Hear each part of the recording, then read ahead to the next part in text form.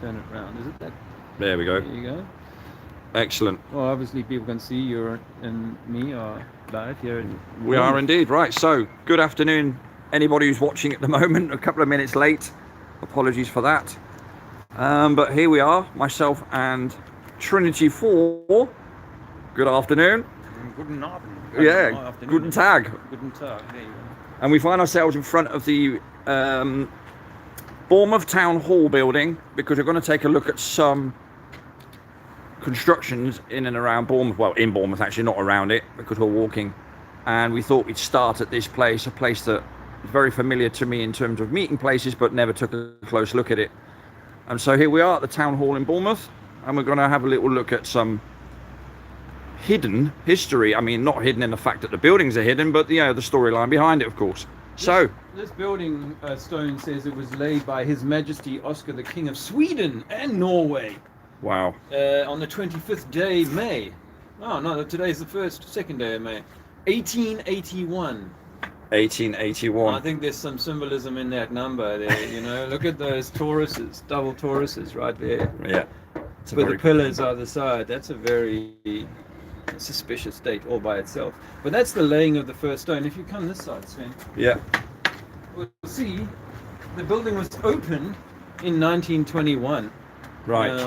As a town hall. Okay, so people could say it was here before and it only became a town hall at that date. But it fits into the kind of timeline and scope of a lot of the buildings that we look at from this particularly suspicious period of our story, you know. Indeed. Told. Indeed. Sorry, go on. No, I was just going to say, isn't that fascinating with the date? Because of course, as we know from previous research, 1881 is before the time of the mass production of bricks. Now, people might say, well, it's not made of bricks. Well, actually, there are a lot of bricks in this building. Well, we're also told that we moved to bricks because it was easier to construct than rock and stone as well. So okay, that doesn't fit. Well, I want to just point something out to you guys. This building, if you want to dial back a little bit, so we just step back and people can get, if we stand here, yeah, so people can get a sense of the building first off, because this is important. All right. This reminds me of Letton Hall, guys, this building, let me tell you. And Letton Hall's our place I stayed in a few years ago. A few years ago. And it is like this building, clad on the front with something new. And it's part of the facade that has been stuck on to the brickwork that sits beneath that. Yeah. And typically with these buildings, you'll find that the stone between the window frame and the outside is very bold, very deep. And that's all of that shows to me the cladding. I noticed at Letton Hall, it was slipping off the building. You could see the red brick. If you go around on the inside of the building down in the basement, you see all of the red brick. Right. So this is what they do. They take old buildings that they've discovered and then they clad them and say, no, they come from this particular period. I'll give you an example. That cement, that balustrade, that balcony up there is a later addition. It's the same cement that was put in Letton Hall. It doesn't fit with the time. It's cast concrete, essentially. And if you look at those sconces right on the front there, they've been weathered and pitted so badly. You might be able to zoom in on that. But they've been weathered and pitted so badly. You can see they're just cast stone, not particularly strong. Right. This door frame, for example, the door is so insignificant by comparison to the building. All they've done here is they've knocked out a single section and they've added in this door frame. The windows on that door frame on either side of the door are not as deep into their framing as these windows over here. You would expect a similar amount of brick thickness, but this section here, none of that's only as thick as this new cladding. It's not as thick as these walls that we see here. Yeah. So that's a lot of what you see. That doorway over there on the very left, on the left of our shot, over there is just a window like that one above, but it's been cut open in order to create a door into the side here. Why do I say that? Because this was originally the first floor, or perhaps the second floor of this building. It's absolutely clear that they've simply had to live with the amount of mud, the amount of floor that they lost. And if we can walk a little closer into the building, Yeah. we'll start over here, and you'll notice that they've had to cut all the way down. They've had to dig all of this mud out in order to expose these windows that were originally, they would have been covered by mud. Yeah. And they've dug all of this back out. They couldn't go back too far. But you'll notice this side, that this here, this hides behind this wall a cavity or a mud that was originally where the front door would be. So they've obviously just come up here. They've come up here and had to fashion themselves a new front door. And if we walk this way, you'll notice, like I was saying, this window is only as thick as one brick. This whole frame here, this whole frame sits inside a one brick thick window, which is the amount that these stones protrude from every other window in the original building. Right. So this is all brand new. Yeah. Brand new, I mean, in the last newer than the rest. 20 years or whatever, yeah. As part of this. What do you say about these here?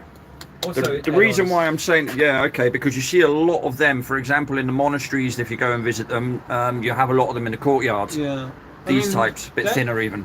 That could be some original piece that was reused, but I'm not certain. This definitely is so modern. That down here, you can see how rough this is. It was a cast stone. It was cast in some way, concrete or something. Same as this, and you see when it chips.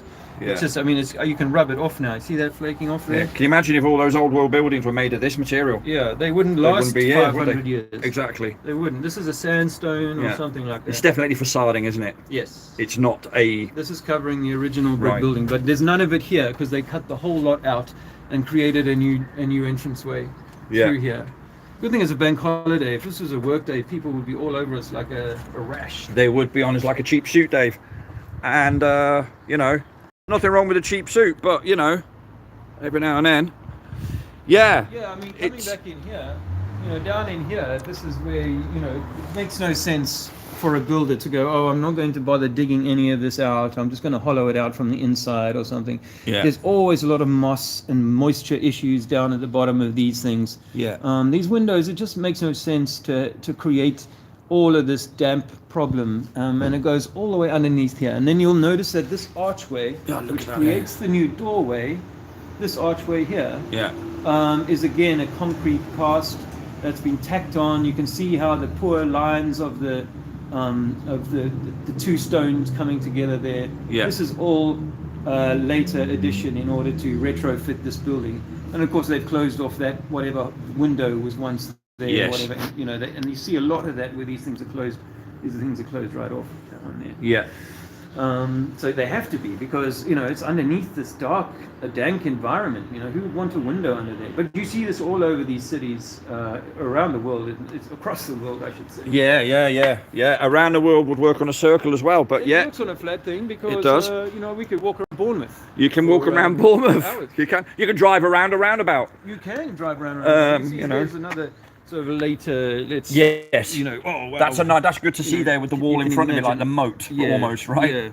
Yeah. That's what this could have been. That could have been a moat for very small people. They stored all of their. Because Lilliput is only down the road, Dave. And so they all came here and built their moats. But again, we've had to close the windows off and barricade those because it's a security risk. Of course. But ice might get in and nick all their their stationery. But I mean that is great to demonstrate. You can see it demonstrating nicely there. And of course the walling here, of course, it's keeping all this in. That's all made of brick as well. Yeah, that's all retaining wall, and that would have been done by the people who came in, dug this out, had to build a retainer because they couldn't dig all of this out, or it wasn't necessary from a cost or benefit or whatever. So that's a interesting thing. Again, that section there has been altered, and I'll note that you see how this this window level here is actually not the floor level of this building. This is the floor level of this building, right? Right. This line here is the floor level. Follow my stick around. Yeah. Follow my stick around and see where you get to on the next building, the next segment of this building. I'm cutting right through the sort of midpoint, or just in the top third of those floors there. Yeah. So the next floor for the building adjacent or connected or whatever isn't at the same level as the floors for this building here. Right. And you find this with the government buildings, older government buildings. You know, oh, it's a bit of a rabbit's warren. You're up here, down there. You know, the architects just couldn't make their minds up, and all that sort of. You know, new builders come in, and all these sorts of excuses that are given. But I think that this is a later segment, a later section. This entire piece here is probably later, along with the people who came in to recover this building. And they started at the given ground floor level there, and gave themselves. I think by there they've kind of caught up to the height of the there. But on this floor, clearly, this line here is your floor on this plane. On that plane, yes, actually, because there's the stairs. Yeah. In fact, the stairs go up. Well, yeah, it's level with here. That one there. These here on the right, yes. It's level with this. Yeah, it's level with that. No, that goes around there. Yeah. As Dave was demonstrating, there's a halfway up those windows, basically, or 2/3 of the way up those windows. So they fiddled with the floor levels here. But if you take that level through, then yes, you're ending up cutting through that building there. So they're not actually originally designed together. This is a tag on, and as you can see, they've gone for exactly the same fascia, almost the same fascia as this. Yeah. So it's the same people have pulled off that were covering this. Yeah. And then, of course, as you go up the building, yes, it's all brick. It is. On the face of it. But that brick, I think, might also be covering a red brick. But I'd need to get inside this building. Well, it's the interesting bit is how the windows are so deep in. Yeah. Right? They're not flush with the edge of the window, with the edge of the wall, which I would suggest would have been the sensible way of building it. Yeah. Right? Why would you have those divots going in where the windows are hidden as well? I mean, what purpose would they have apart from maybe insulation? I don't know. No, they end up catching a lot of water, right? Trapping a lot of water on these ledges, right? And so they do rot out these old windows, sash windows that they've got. So yeah, this whole brickwork here is a facade that's hiding the original building, and they had to do that because they were hiding the history, and whatever this shows behind it would give something away. Yeah. So whatever the Victorian story is, there's something deeply occulted about that. There is. Isn't that fascinating? Just a simple small town hall, but often old churches, old schools. And and we say small, but when you actually take a look at it, it's quite a big old building, isn't it? This one here. I mean, obviously with the add-ons that you were just talking about there, we say add-ons. It's well done, though. Yeah. I mean, I think that if we got into the corner there, you'd find, that doesn't really make sense. Let's have a quick walk in there. Right, let's have a look. So in the meantime, I'd just like to say hello to anybody that's watching right now. I'm not going to fiddle about looking at the chat necessarily, because I'm going to end up, making a mistake like that and turning the camera around. See, you don't want to be seeing my ugly mug. But if this all cuts out at one point, then apologies, but I'm trying this out live for the first time now on my YouTube channel. There are some things that you have to adhere to if you're under 1,000 subscribers, which I am.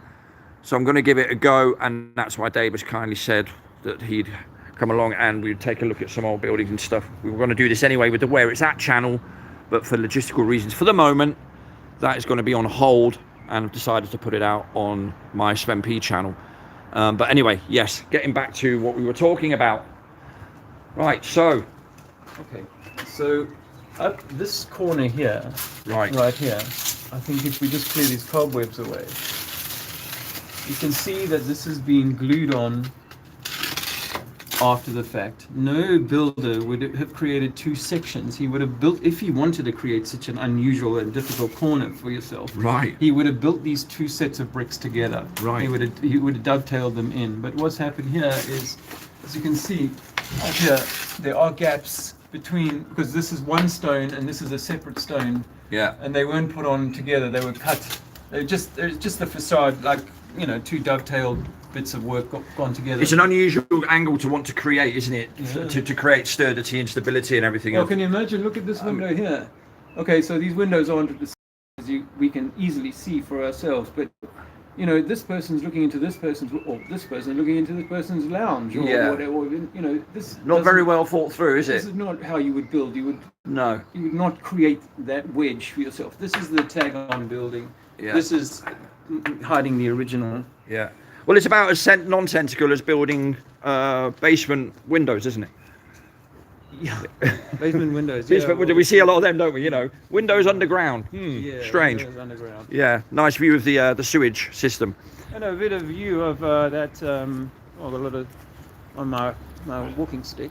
I have a lot of cobwebbage. Yeah, this will be all new. I don't know. You know, they obviously there's a floor line here that they've obviously wanted to keep, and they had to just build this up. But again, you have this rounded corner. I say rounded corner. Is there such a thing? I mean, they talk about corners in Formula One when they drive around bends. They always say corners. I don't know. I thought a corner was with straight edges. But anyway, they've got this rounded thing that they always, you know, like a rondelle, half rondelle, with those pillars there.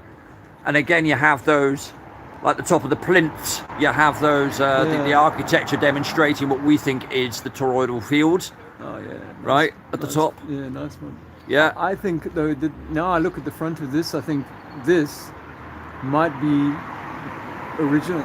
Yes, because they wouldn't have built that as an add-on, surely. I don't know. That doesn't make sense. That bit certainly not, anyway. Doesn't make sense. Because it just looks too magnificent, mate. Yeah. You know? Yeah. This reminds me very much so of like the big buildings you see in places like Liverpool, Manchester, or whatever in the town centre, London. Of course, they have these big blocks, don't they, as the facade. Yeah. So watch me walk now. Right. I'm going to walk with my stick at the same height, which is the height of the window. Look here. Right. The height of the window is here. Okay. The height of the window is here. And then the height of the window, as you come up here, Wow, yeah. is up. And we're already at a floor level after just coming up 1 meter, 2 meters. So that's where we just come from there. So we're at the other building, an entranceway into the other building. But again, it proves the point that these two buildings do not have the same the original floor height. No. And there are a lot of levels in floor here, aren't there? As we are bearing witness to just by walking along it, by the way. Bournemouth, you'll find that. There's a lot of this, because, I mean, look how low the road is.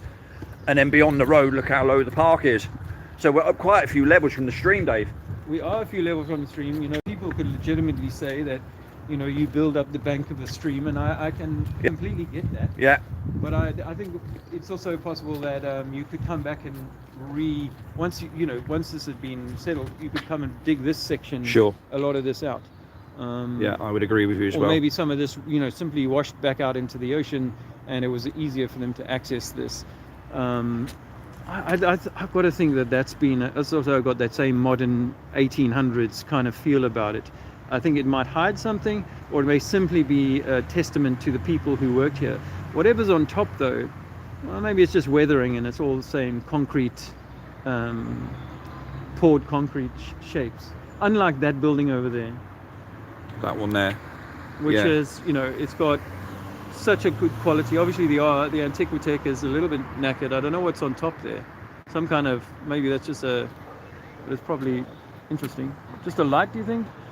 I'm just trying to zoom in on it now, and it's I don't know what it is. It doesn't seem to be a thing that moves with the wind or anything like that. No. It seems to be fixed. Yeah, it's like a conductor. Yeah, like a conductor, metal things popping out from 4 different directions. Yeah, up and down, almost like up and down as well. Yeah. Almost like a torus as well, double torus. Yeah. Reciprocating hyperboloid. But that, you know, that doesn't. I have no trouble with that being like super old. You know, older than that.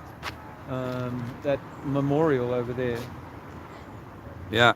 Now this area we're going to walk down, guys, is you're going to see lots of things that kind of mimic this, you know, it's kind of stupid building where you have to, you know, you build something but you have to kind of cut the ground in front of it in order to keep the windows. Yeah. And even sometimes lose the windows. It just doesn't add up. Excuse the camera work, guys. I'm just trying to minimize the picture and it won't let me for some reason. I was starting to wonder as I'm thinking is whether these weren't, you know, two buildings that they joined together, two buildings that were here, but this building lost more of, or they didn't dig out as much of the inside, because, you know, you have to also go in and clear some mud. I saw a photograph of a house recently. I think I sent it to you from the South African flats last 2 weeks ago, and there was a house there that was completely in the lounge, completely up to the ceiling with mud. Right. So even though the house outside, obviously there was more of it lost in the mud. Are we? Absolutely. Are we good We're to back on normal. Yes. Apology for that. I just my phone decided to jam, That's as very it were, in the wrong moment, so I couldn't minimize the picture, zoom out or whatever. Anyway, we've got it back on track now. Yeah. I mean. Is the monument, for example, just what you were mentioning it a minute ago, has that been repurposed? Has it been put there for genuine purposes, to honour the dead and all that? Whatever, I don't know, but it's still a magnificent structure as well, isn't it? Well, It's I mean, when I look not on closely at it, par. the closer I get, it's like, no, the more I could have got the 1800s to pour this. So I think that's Right. That's definitely within their scope. Yeah. Even the lions are not that impressive. No, that no. I'm looking at. But so I wanted to just talk about something in terms of memorials Right. and remembrance, and that is that our minds are very powerful, and if they can keep your mind in the past, in trauma, which is what all of this signifies. Although we're honouring those who fell and all that sort of thing, we're keeping ourselves in a state of trauma, and we're also keeping ourselves in a yesterday mindset, rather than being in the present, being in the immediate moment. It's interesting you're saying that. Sorry, just to interrupt, because in Germany they do exactly the opposite, because they've taken on the role as bad guys. Yeah. So their history is nothing more uncool than to be fond of their history, celebrate their dead. So they have cemeteries hidden in the back of woods. I've been to Germany, and they do it much differently to this country. Yeah. Here we keep talking about November the 11th and remember and all that, and it's like, bloody hell. Yeah. Well, it's a different kind of trauma, actually, isn't it? It is. You're the good guy, and we'll remember all of our heroes and all the terrible things that the other guy did. Or you're the bad guy, and you'll try and hide away and slink away and so on. So it's getting people at both ends. It is getting people at both ends. Exactly right. Yeah. I like what this church is, bringing the light of Christ to all. Yeah, bringing the light of Christ to all. Well, if everyone carries the light of Christ in them, this is the message I wish the church would give, is that the message that I don't know if people can see that, but it says bringing the light, Richmond Hill United Reformed Church. Bringing the light of Christ to all. To all. That includes you and me. Well, and because we all carry the light of Christ. We all, exactly. Exactly, of course we do. It's what we feel within us. Yeah. And some can tap into it more than others, I think. But what's that over there? On the thing, is that those markings on the... What, the chalk? Yeah. I have no idea. Let's have a look. I don't know. Flat? I have no idea. What? No, surely not. What dropouts have the time to do this instead of getting on with their lives, eh? Oh my God! Hanging around, we moved on from that. chalking up roads and this pathways. Is 2,000 years ago, some guy put a stick in the ground, and he established that we live on a globe. And he was almost perfectly right in his maths. So I never question that maths. I just accept that this guy, Aristophanes, was a genius. A genius. And sticks in the ground. Well, it says it in the books. Prove that we live on a ball. Well, of course it proves it. Sticks on the ground, prove we live on a ball. Not only that, when I pick up this stick and drop it to the floor, that'll prove that water can bend and will stick to a ball. Yeah, because water does bend and stick to a ball, as we know, because we've been told it does. Well, it's everyone knows gravity. Everyone knows gravity. Everyone knows gravity. Water to a ball. Haven't you seen that happen? I mean, look, if I put this ball in some water, it'll be wet. It will. And if you put another ball next to it, it could even attract it, because mass attracts mass as well. Yeah. So like on a trampoline. Well, isn't that the way? Trampoline, or is it the mass? I don't know. There's two versions of the religion. It's a little bit like Catholicism and Protestantism. There is. Two versions of the same ideology. Two versions of the same. Yeah. This is the duality in full flow. Yeah. Well, in honoured memory of the men and women of the... I mean... we do honour I think it's important to do that, but we've all been misled. Yes, of course. And if anyone doesn't know this, I went to war in Angola myself in 1987, so I don't take war lightly. Of course not. Or the death of soldiers. No. But we know that we are being, There is nothing wrong with questioning that idea. There's nothing unpatriotic or bad about you as a person to be able to go, well, hang on a minute. Yes, of course, death and destruction and whatever is a terrible thing, and people who've given their lives to any cause should be remembered. Yeah. But then again, if you woke the population up a little bit, maybe they wouldn't find themselves wearing uniforms doing that in the first place. So it's about education, but then of course our system is so badly set up that we've been convincing people that putting on a uniform and fighting for your country is the right thing to do. Well, I mean, there's school children... Under lots of guises. Yeah, children today are being terrorised by their teachers. Of course they are. To doing all sorts of things. Well, I mean, I grew up in the military environment, Dave. My dad was in the army, right, for over 20 odd years. Yeah. And so I saw it from a kid's perspective.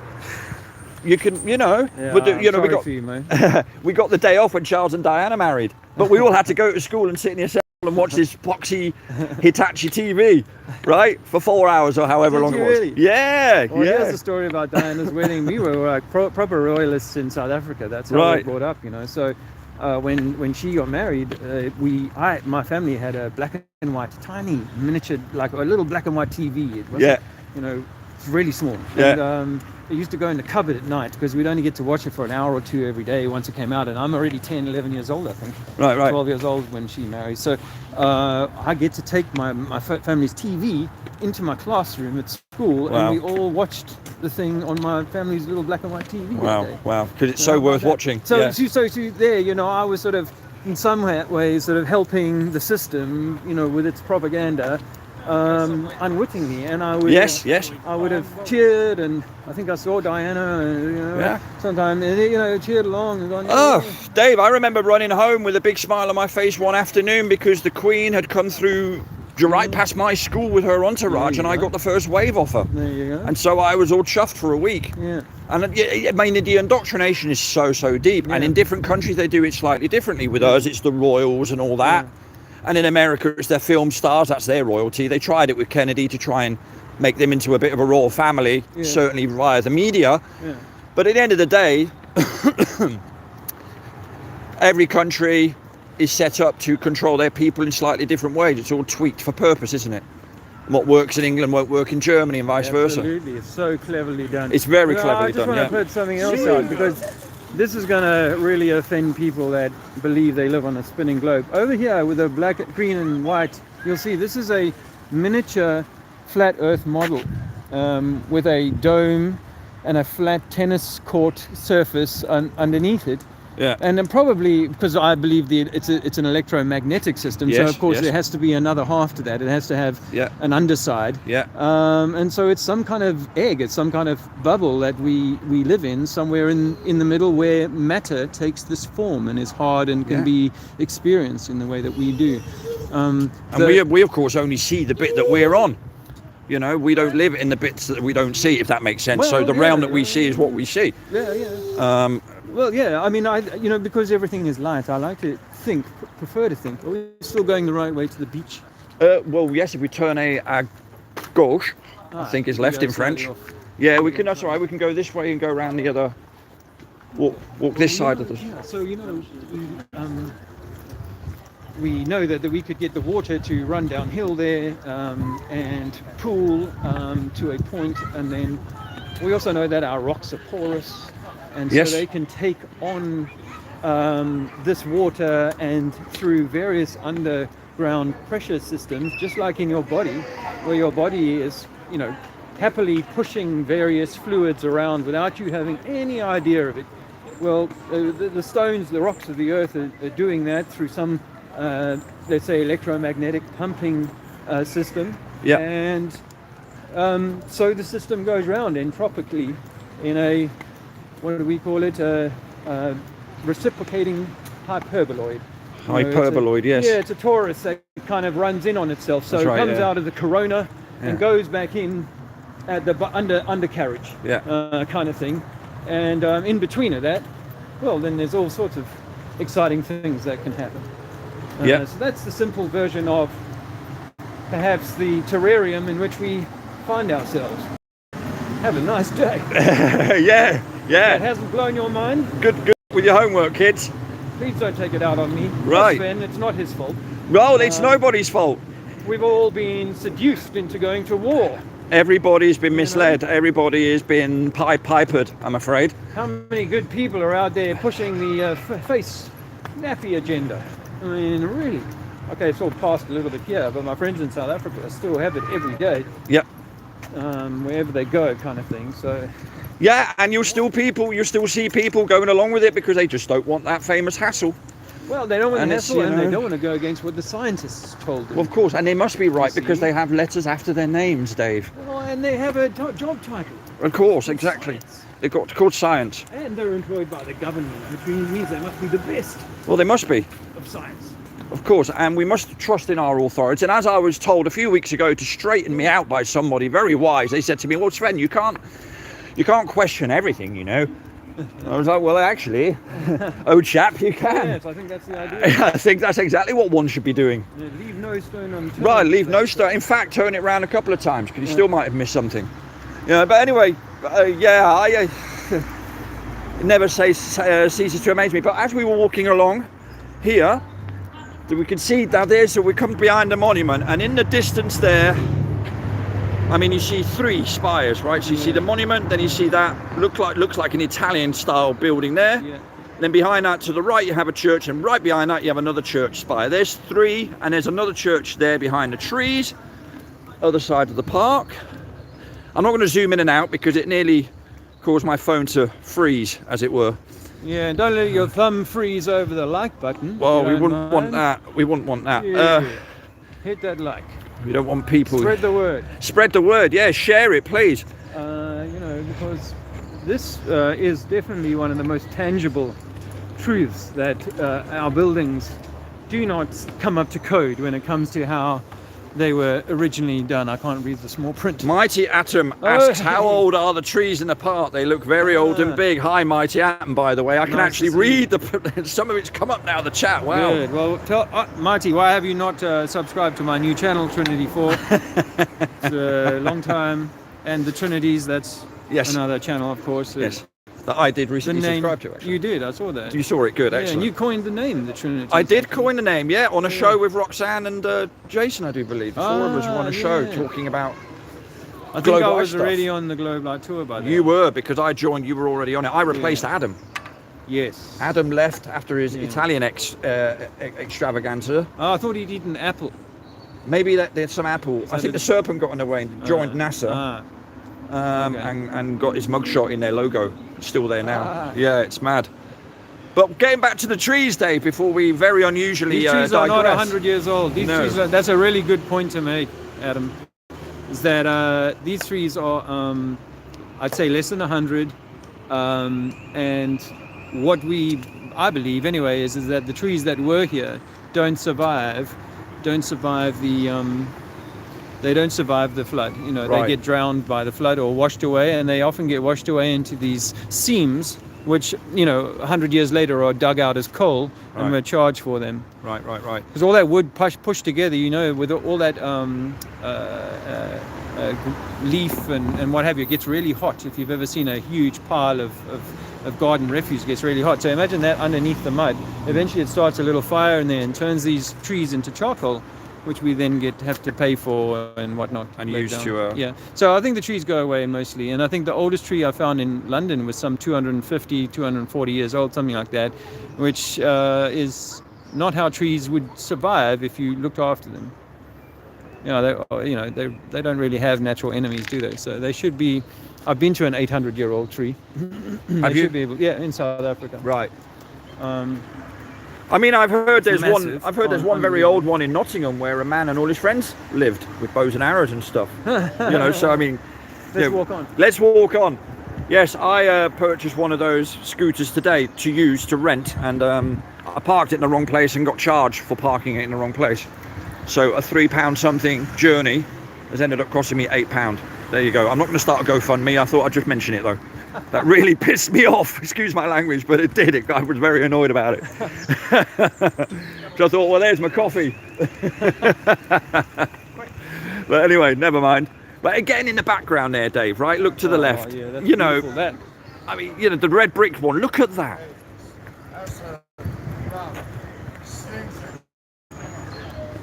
Yeah. That is, for me, that's old world. Yes. Um, Yes. Sometimes Even to the right there, Dave, the Debenhams building that's Oh, on the curve. this one here. Yeah. That's now, I call it yeah. Debenhams. It's called Okay. Bobby's now. So this is an interesting one because again, it's been faced. Yeah. This has got a face on it. That's why the windows are so deeply recessed in there. Right. That's an interesting one. And also, it looks quite similar to the Anglican building in Liverpool. They use the same kind of facade. And what they do also is they see how the whole bottom section there's no more windows from the original building. It's all got new shop modern fronts and what have you. So you can't tell that the heights are sometimes off. So this Bobby and Co, for example, the height will be less here than it is further around the building. Right. So it's one of the ways they use to hide it when you can because you can see the balconies. They're all new. They're not old at all. They've been attached at a later date. You can tell that. I mean, they're proper prefab, aren't they? Yes. Yeah. They're steel and stuff. There's no hiding that. Properly out the factory. Yeah. Yeah, and as you were saying, the windows are so deep in. You're talking a good foot of that is just facade, right? Yeah. I reckon also. Yeah, but then that's right. Oh, that's very deep in. But also, see how high this building has come now. It's much higher. Not much, but a bit higher. That often is a tell.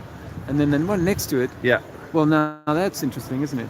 That looks like that Bobby's over there. Yeah. That's got like a red brick finish to it. I think it's been faced as well, but it's been faced on the front there.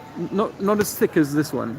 And on the right bit, that doesn't look like it's faced though, because you've got the original arches and stuff over the window, haven't you? Yeah. So nothing's been added on to that, unless that is part of the add-on. The facade, I don't know, but it's very intricate. I've seen them do a lot of funny things, and then they often add. I think they've added the top floor there. Right. I think that's an add-on. Yes.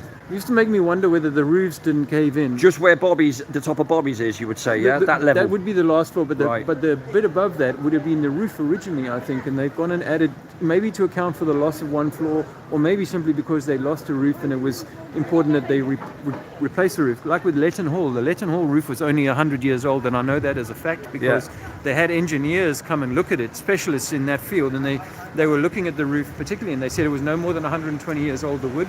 Wow. Which belies the age of the building, so it's a new roof, and it fits the timeline from 1880 onwards. Right. So yeah, all of this would have been original. So you got this building here that we were talking about. So you have the facading that we're saying, the extra floor we're saying is where the word Bobby's kind of starts. But then again, you look there's a lot of brickwork there, isn't there? Yeah, I mean, so above that. They would have made changes, but I think above the floor is where you see those flat tiles they've used. Yeah. That's all modern. I don't think I'm going to argue with that. But I think the whole of the top floor might well be like a later addition to this original building. Yes. It made me used to think sometimes that when the flood came, it came from above.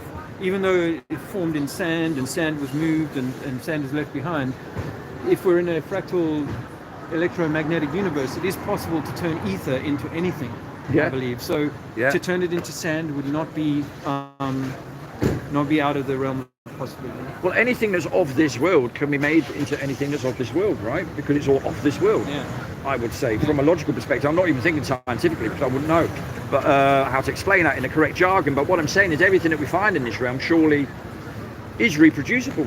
Well, a friend of mine was out at sea. He was hundreds and hundreds of miles. In fact, he said he was 3,000 miles from the Sahara, but we were in a dust storm, and they told us it had blown over from the Sahara. Right. What if dust can form in the ether? It's just a theory I like to bounce around. Well, yeah, and let's face it, science uses theories all the time. I mean, our schooling system has 3 theories that form its pillar, you know, or 4 theories, whatever. People lose sight of that fact. Yeah. Should we go that way down? We can go up this road here, Dave, because I think there's a couple of buildings on the right. If we go up this hill, where we've got brilliant evidence of mud flood and the depths of the windows and stuff. And not just that, I fancy a coffee as well. Do you fancy a coffee? I'm a little skint. Yeah, no, I mean on me obviously because I had to. I couldn't take the bus. I had to take bus 11, because. Well, I'll sort us out for a coffee or whatever. Just a few coins left in the tank. Yeah, that's okay. Well, so yeah, speaking of GoFundMe, this is my channel. I'd be like, don't forget, I could do with some help. Well, so you got the new and the old there, nice combination. McDonald's in the foreground, a nice 33 there to see, tilted on its side, of course. If you back those two together, you can create the electromagnetic torus. Yes. Two of those logos put together backwards. I did it some years ago. and it just brings out some amazing imagery that fits with what we talk about in electromagnetic theory. I mean, even Again, here, this bank, so often it's the banks. Yeah. You know, the floor level. That The floor there. level here, and this window that's here is Yeah. not the same height as that window Nope. or the window beyond it. and They I all would, finish at the same height, Yeah. but there's 3 different heights of window. and I would guarantee there's stuff down there. Of course there is. That Yes. we see as windows above. It's probably below as well. Well, then Or when they similar. originally built this, they knew that one day that a bank would need a vault down below, so they thought that up ahead of time. you Amazing. see. They were They're clever. Very, very clever. They're very So clever they've people. got a vault, and most churches have a crypt. They do have a crypt, just in case a good saint Just, you dies, know, yeah, or a king. you know, so we dig extra tons and tons of soil out, and don't worry about the ingress of moisture and all No, those sorts of of things. course. Let's go back here. This is So are we saying then that the black and white tiled flooring is all just coincidence as well then? So that's sheer coincidence. I think they were chess fans. They enjoyed playing chess. Oh wow, that's a good spot. Yes, look at that. So That's was this hidden, isn't it? What the is heck was that? This was a church. Well, this is exactly what a charge. This goes all the way down. This would have been a large church-style window, and you know, I mean, look at that monster window above it. right. Whereas this window here is like a half-floor window. Right. It's almost like And they've then, added that you know, bit in the yeah. middle just to. Yeah, because that size, that doesn't make any sense at all. You know, who would get to that? Well, I can tell you that there's a floor there, and then there's a floor there. I mean, this is That's weird. a beauty. Yeah, man. it is, isn't That's it? a beauty, and it's so obvious. Yeah. Even the blind can see that. Well, yeah.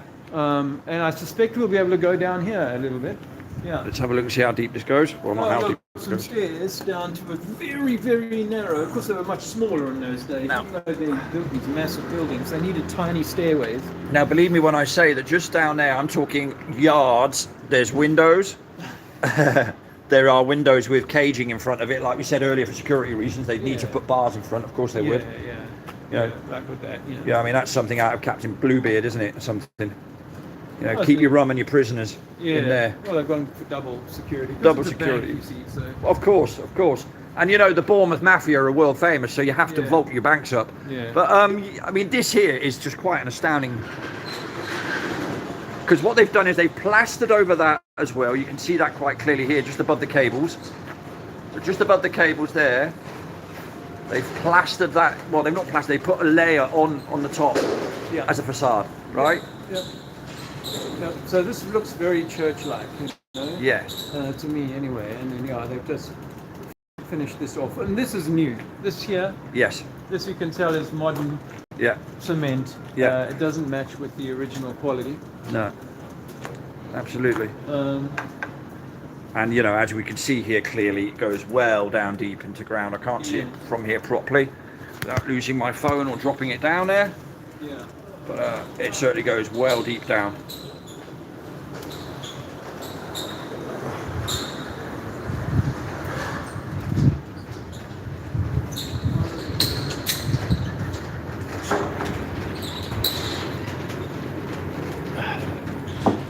And this is the other side of it. Okay, there's lots of cladding on that or whatever. That's nothing to do with anything on that level. And of course, then you've got the monstrosities of the modern age opposite. Yeah.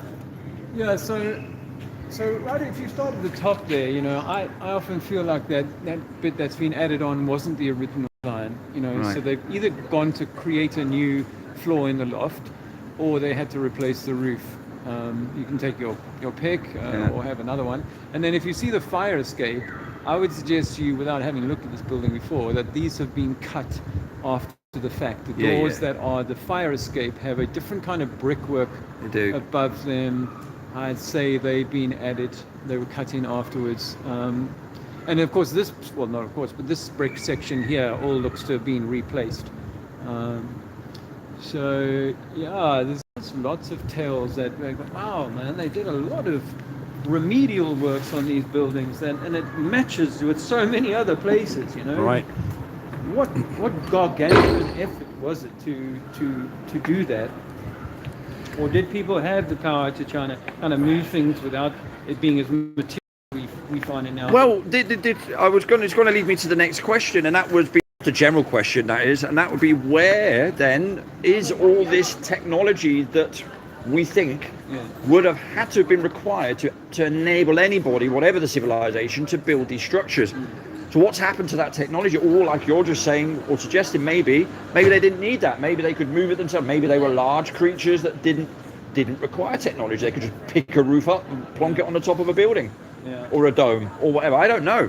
But I mean, we're told that dinosaurs existed. I mean, that is way outside the box. So why can't we think that maybe we had I wouldn't say giants necessarily, but something of that order that are capable of lifting large masses, clearing areas to be able to build palaces. I mean, just the quarrying of this material takes a lot of energy and time and resources. Yeah. Where would you find it from? Okay, here's an interesting stop for us. Right. A little bit of a hill. Now, I think that if you had to dig down here, you would continue to find the rest of these buildings, and the height, as you see, as this guy's walking down here, he's getting shorter relative. Okay, of course he's walking away, and we understand perspective, but he's getting shorter relative to the building above him, because we're getting much closer to the roof now. This stick, I could touch the roof here. Yeah, you can't but touch I it there. wouldn't be able to touch it down here. Yeah. So even. Yeah.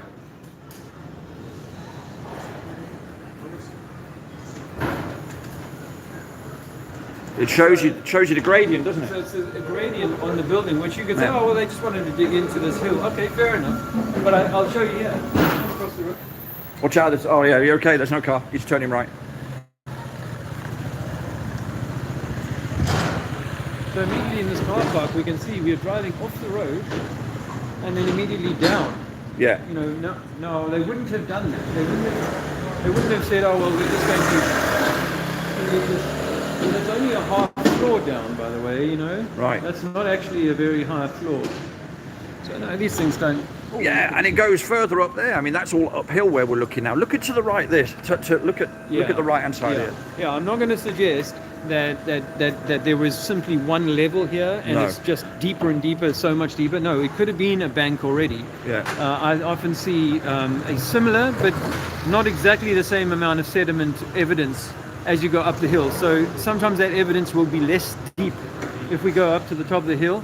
So I'm not suggesting that all of this is under, No, they may well have worked that into an already existing bank. Absolutely. And I would suggest that this may have happened in places like this. Yes. This whole bank isn't all mud flows. No. But you'd still have to get this stuff here and build these things, and that's the fascinating bit for me.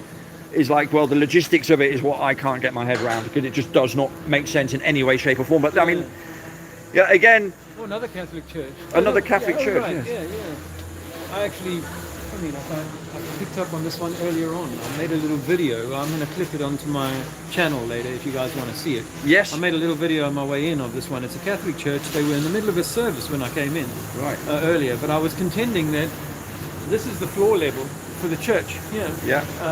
Well, it is the floor level for the church, and if you go in there, it's a wooden floor. It makes no sense to kind of float a wooden floor on the top of your building. You'd want to ground it, where these nice doors are. You can see,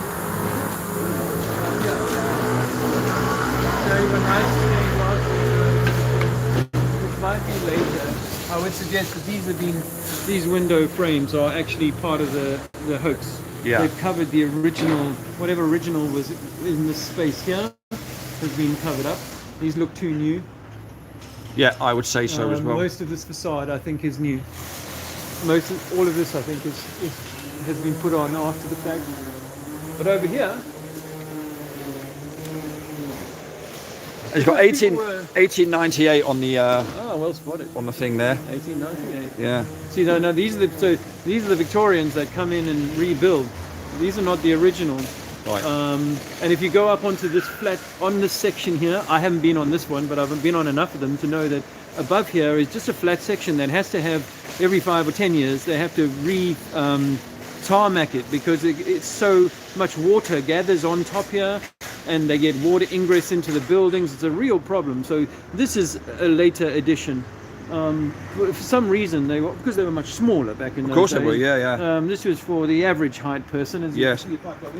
And of course, the door next to it was for generations later when they all Yeah. doubled in size. Yeah, But yeah. I don't feel like popping a wall, but No. that is 1 meter tall.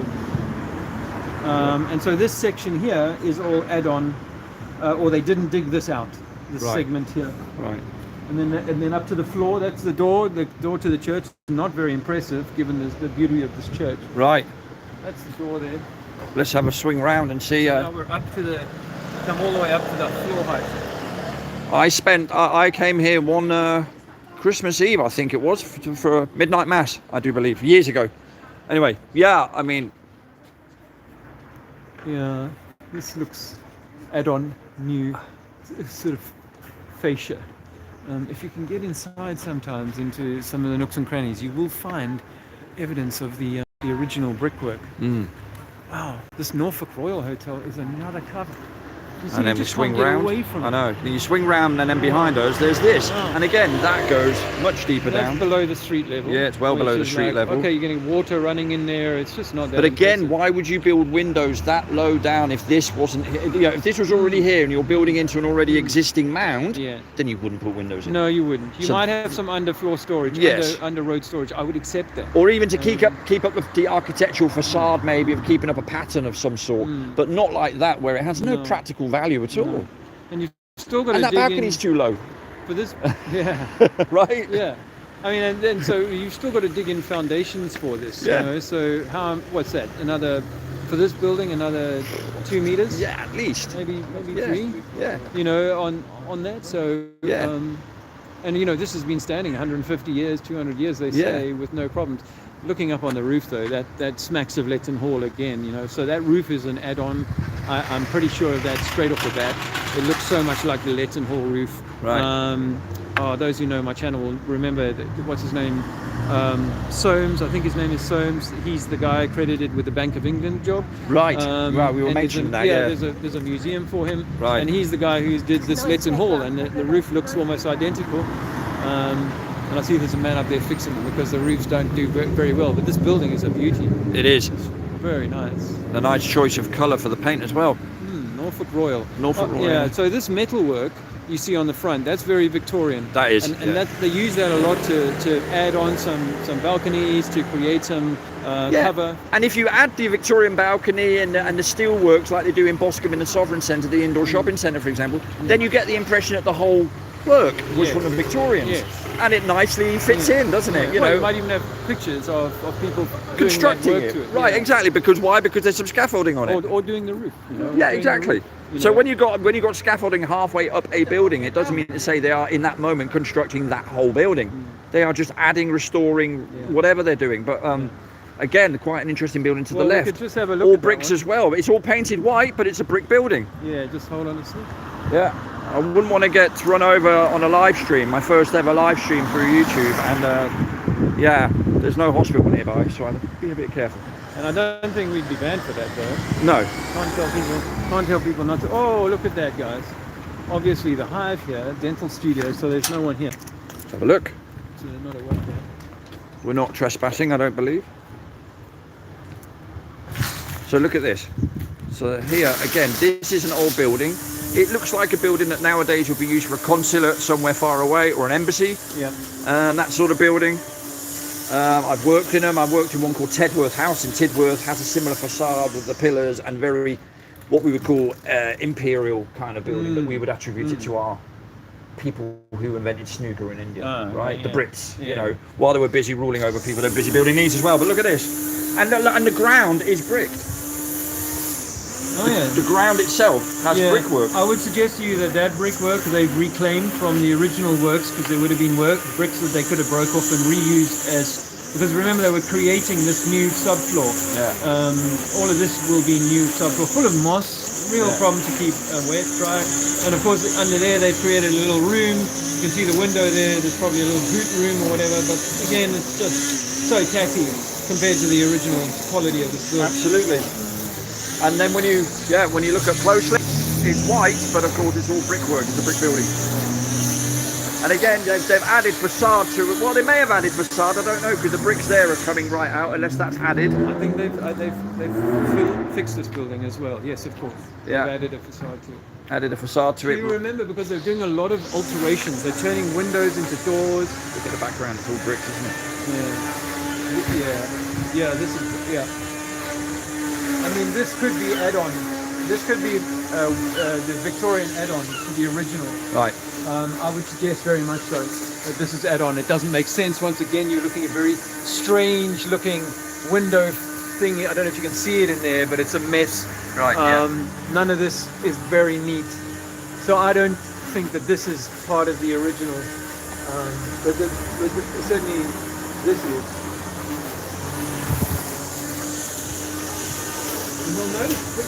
You'll notice that obviously this window, if I look through that bush, right? This window is at ground level in there. That's ground level, right? Yeah. So that's this tree here next to it, which is quite big. It's been cut back a lot. Yeah. Look at the size of that beauty. Yeah. That's grown since the mud came, because they're both at the same level. Right. The mud was left, that tree started growing. If we pop up with this.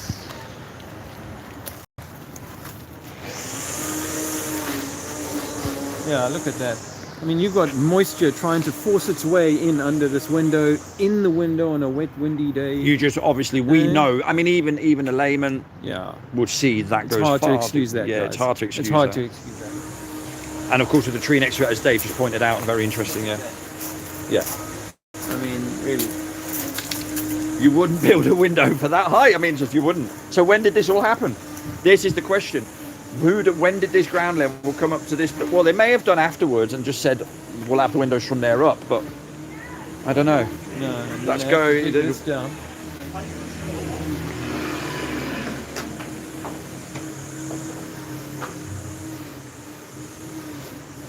And you know what? The ceiling height in this first floor is only here. So the ceilings don't look anywhere near as high in here as it would do on the next floor up. Right. Yeah, a lot of interior design being used there to cover the fact. Oh, look at that church there in the background as well, by the way. Yeah. Yeah. Amazing. But look at all of this again. But this here. This is later Victorian coverage to cover the fact that they're not actually in. This is not the original building. Yeah. The newfound technology had to be put to use very quickly. Yeah, and even this doorway, I would suggest, is only as wide as some of these windows. Yeah, and that's all add-ons. That's all Victorian later date add-ons. No doubt. Yeah, it'll be a mishmash of stairwells. They even write Royale in the old English way with the E. Here's a little clue. Right, so let's have a look at this. So again, the depths of the building here are a massive giveaway. Look at that.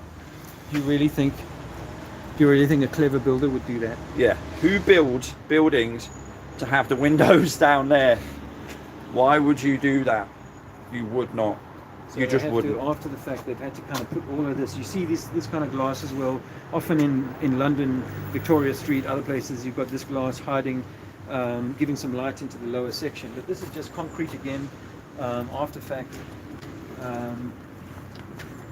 Yeah, it's just a mess down here. Look, it's a lovely hotel, but look how hard that is to maintain. Yeah. Yeah, it is. It's just weathered all the time. And again, just bricks as well. Lots of bricks there that go all the way down. Yeah. Well, this brickwork, this tells you this is the guys who come in the 1800s and fix it, because this is their is their walkway into the window or the first or the second floor, which is now the ground floor. It's it's hard to recognize this, but the truth is, I think that most of the buildings are clad. Yeah. You don't see the original skin, but that was why when I had the time, the few months in Letton Hall, I was able to get under the skin of that building. Unfortunately, that video went away with my channel, but well, it might be on a computer somewhere. Right. Loaded up. Which reminds me, I really had so much beautiful evidence of the crazy architecture and so on. I mean, really, this one's Yelverton. It's yelling at me. Right, and look at this. Look at I mean, right on first glance, boom, mistake there. There, and also to the right there. Oh yeah.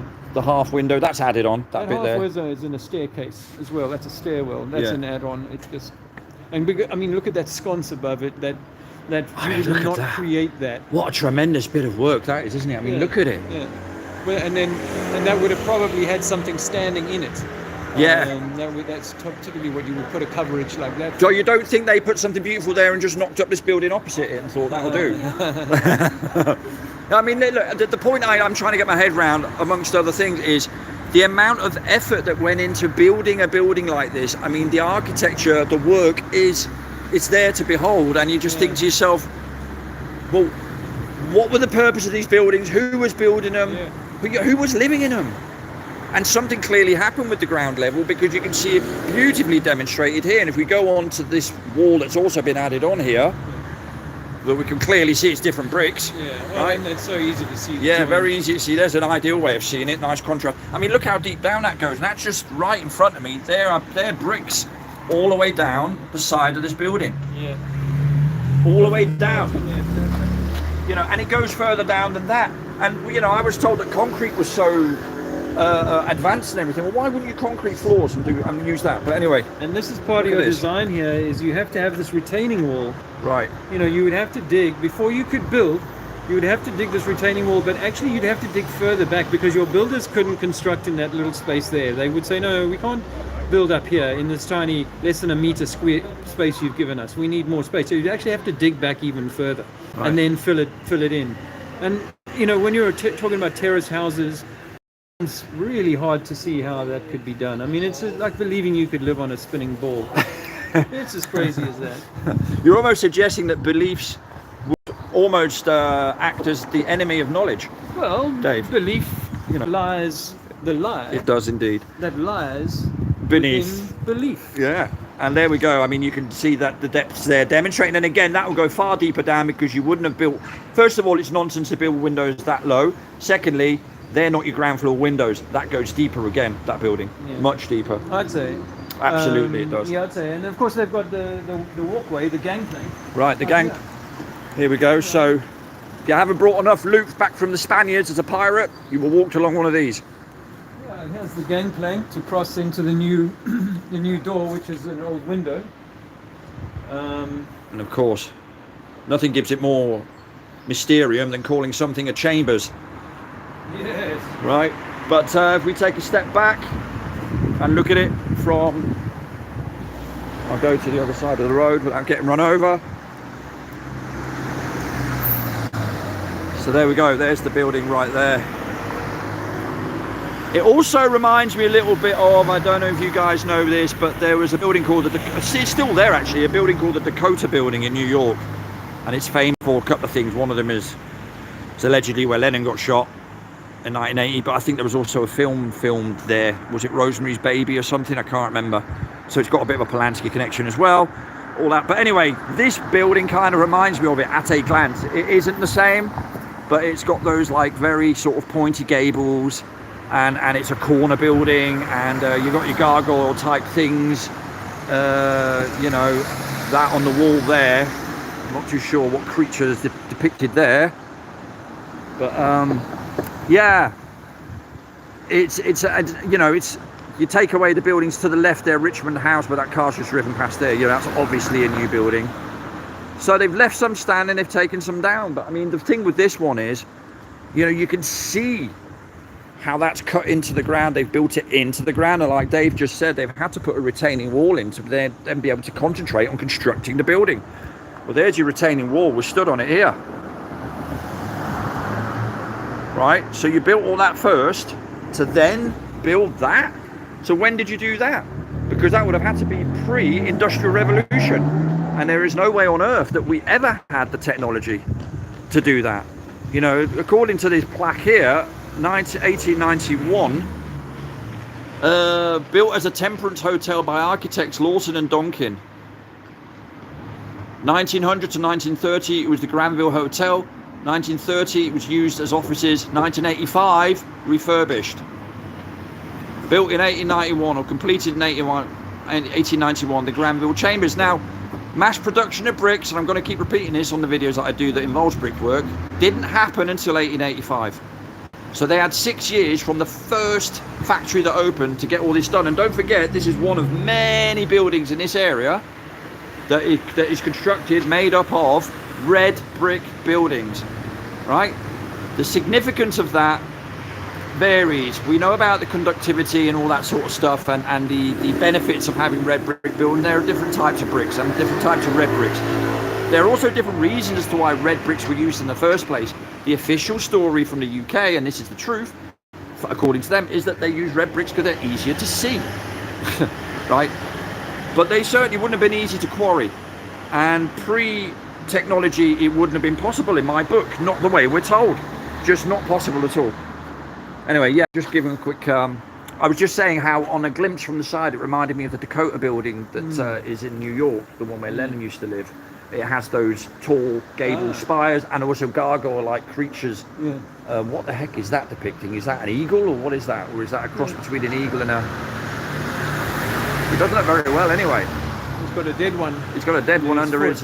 yeah. But I like that this Temperance Hotel, you know. Yes. Temperance is an important one of the, I think, the 12 key disciples or disciplines of the mind. Right. That we should all work on. Temperance, you know. Yeah. Don't take the piss. Don't Right. take too much. Because this greed thing is really where humanity is going so badly wrong. But it's being encouraged, Dave. We could walk down a high side street, any street. Yeah, let's walk down here. What we'll do, literally, I'm just letting this run, and we'll cut off when it cuts off, really, because I've not gone live stream yet on YouTube, because I never thought you could. And I'm pretty sure you couldn't until about a year ago, but apparently I can, so. I didn't think you could until I told you 2 days ago. Right, and you done Dave, thank you, Yeah. because Dave told me, and I was like, no, come on, Dave. That's like telling me the audible, I you know. lost my few thousand subscribers, and I lost my ability to live stream, but now I'm up to 300 something.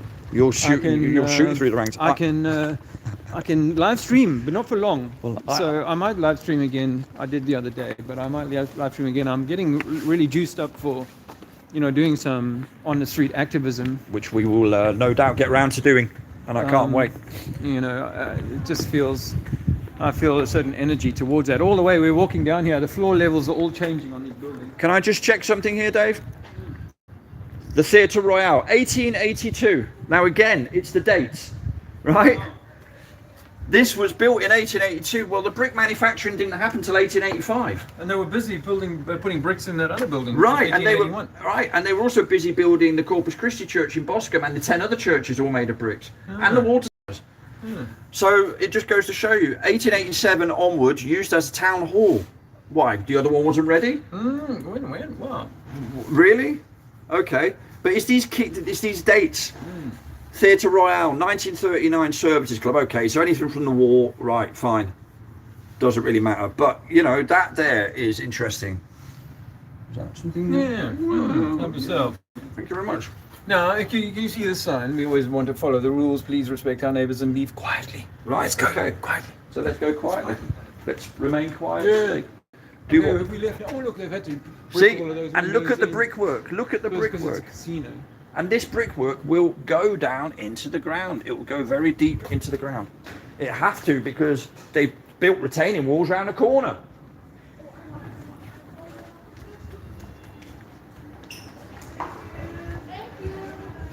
I mean, this, you know, Liverpool, I remember as a kid when I used to go up there and visit family, if we ever drove around Liverpool city centre, a bit like Bristol as well, I think I do recall. I was always fascinated by the little alleyways and the side streets. But I never got my head around what it all meant. I just looked at the architecture and thought, wow, how could you build that? Or I just was fascinated about how you could turn lumps of rock into something so beautiful, right? But of course, when you see it from a different perspective... Well, why don't you look at it from this perspective? I'm going to mark the top of this window. Right. Oh, yes, look at this. Down. Now, you'll notice the windows are starting to drop into the ground now. Yeah. Which would, by the time you got to window number 4, you'd think maybe we shouldn't continue building windows. Yeah. Right? Or would you just continue and build the rest of them? Just keep digging, man. Right. Just keep digging. Now, in order to get upstairs, and to get into the building, you have to walk upstairs because, well, this wasn't the entrance, it was a window. And these are later additions. Yeah. As is this LED flashing. That's good. And here, again, look at the mess this creates. Why would any half-decent designer do that? And they're happy to leave it as a mess because people aren't noticing what's underneath anyway. Yeah, these have they made these plastic now because the wooden ones just rot out. Rot away the window bits, yeah. Yeah, they've got the old, it looks like old style, you know, the ones that you pull up and down. Sash. Right.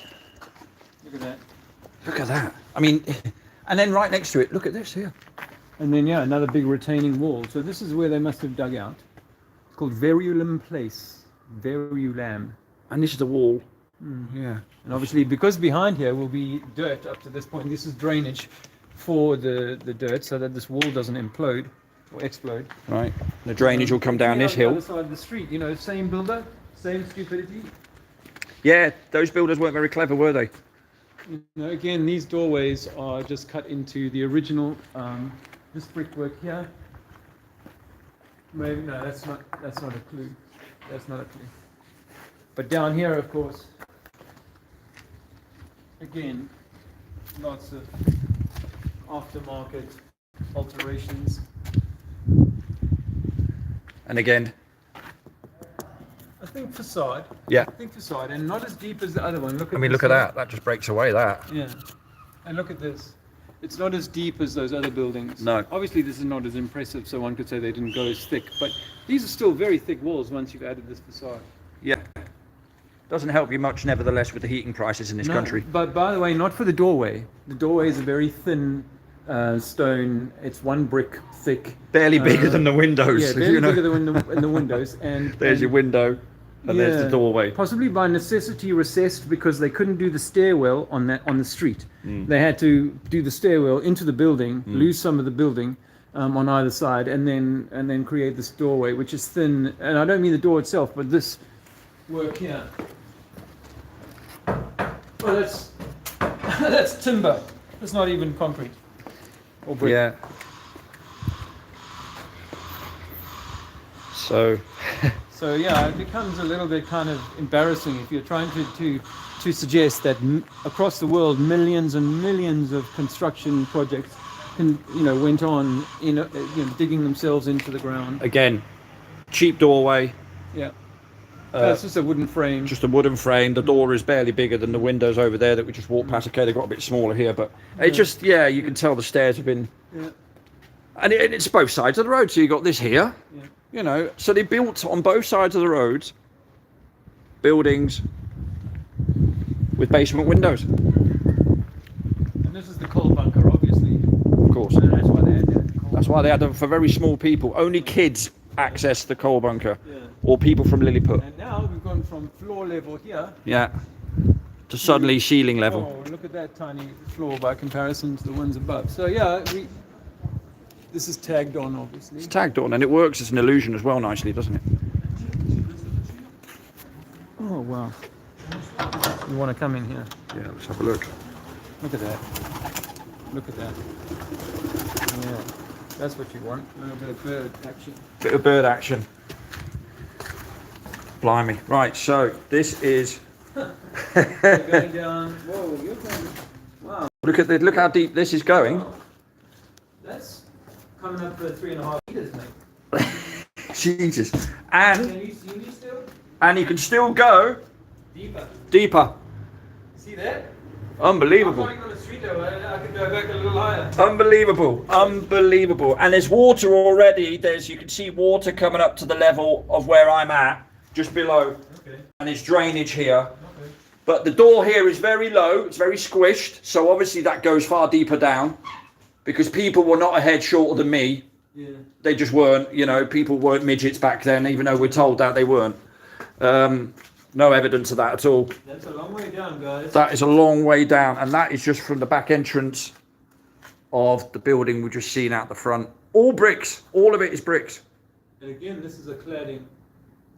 It is, but it's still a hell of a lot of bricks. If you think about the amount of buildings that we've noticed that are using this material, including the staircases, and all right, they concreted the bottom here, but that goes far deeper down. You can tell by the drainage there against the wall. The drains go down further deep. Yeah. They do. For sure.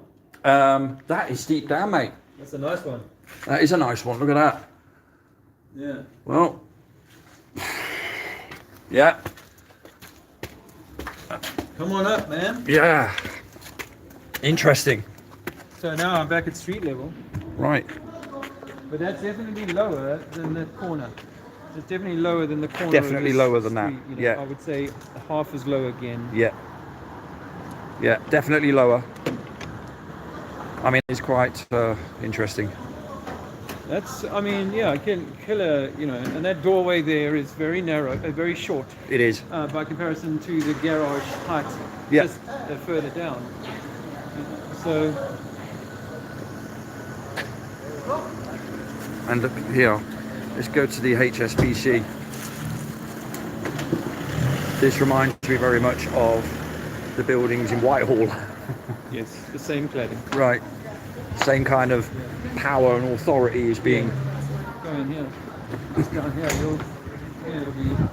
So this is the stone that's been added after the fact. This stone, this thickness is what's added after. Right. And you can see they've shut in some of this embarrassment down here. There's obviously an under room underneath the new stairwell drawbridge that they created to the new door on the side of this building. Yeah. It's good evidence that these two, as you go up to the brick section, you can see that they were tacked together at different times. So that's just tacking onto that stone brickwork. So it lends credence to the idea that this is original brick on this building here. Right, right. And then they've covered it up to this point, but not further up. Right. You can see the crack between. Yeah, and all they've done is here, well, they've got the brickwork here. You can see the brickwork goes all the way up. Yeah. So the brickwork comes all the way down here, but all they've done is added this Skin. what you were talking about that comes off. The water tower, for example, reveals all the bricks below. Yeah. You know? Yeah, it's a skin. Very, very interesting. And again, the word chambers, they love it. They love it. Good song by Queens of the Stone Age. No, it wasn't Queens of the Stone Age at all. It was Kings of Leon. Ah, On his chambers. Good song. I used to listen to a bit of that. Yeah. Although This Queens of is the Stone weathered Age aren't bad badly. either. Don't you think this is weathered really badly? Well, this, I mean, look at that. How That it's is- all just falling apart. It doesn't. It's just coming apart and crumbling into my hand, like that, just dusting. notice the shape. Something, yeah. The star.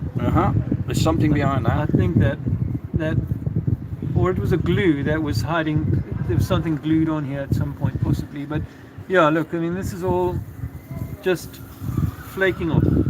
It's just a cast, part of the cast covering. All of this stone here, all of this stone, which is what, a foot of width, Yeah. has been added onto this building. And so all of this, the recessed windows, they're all would have been flush to the original building.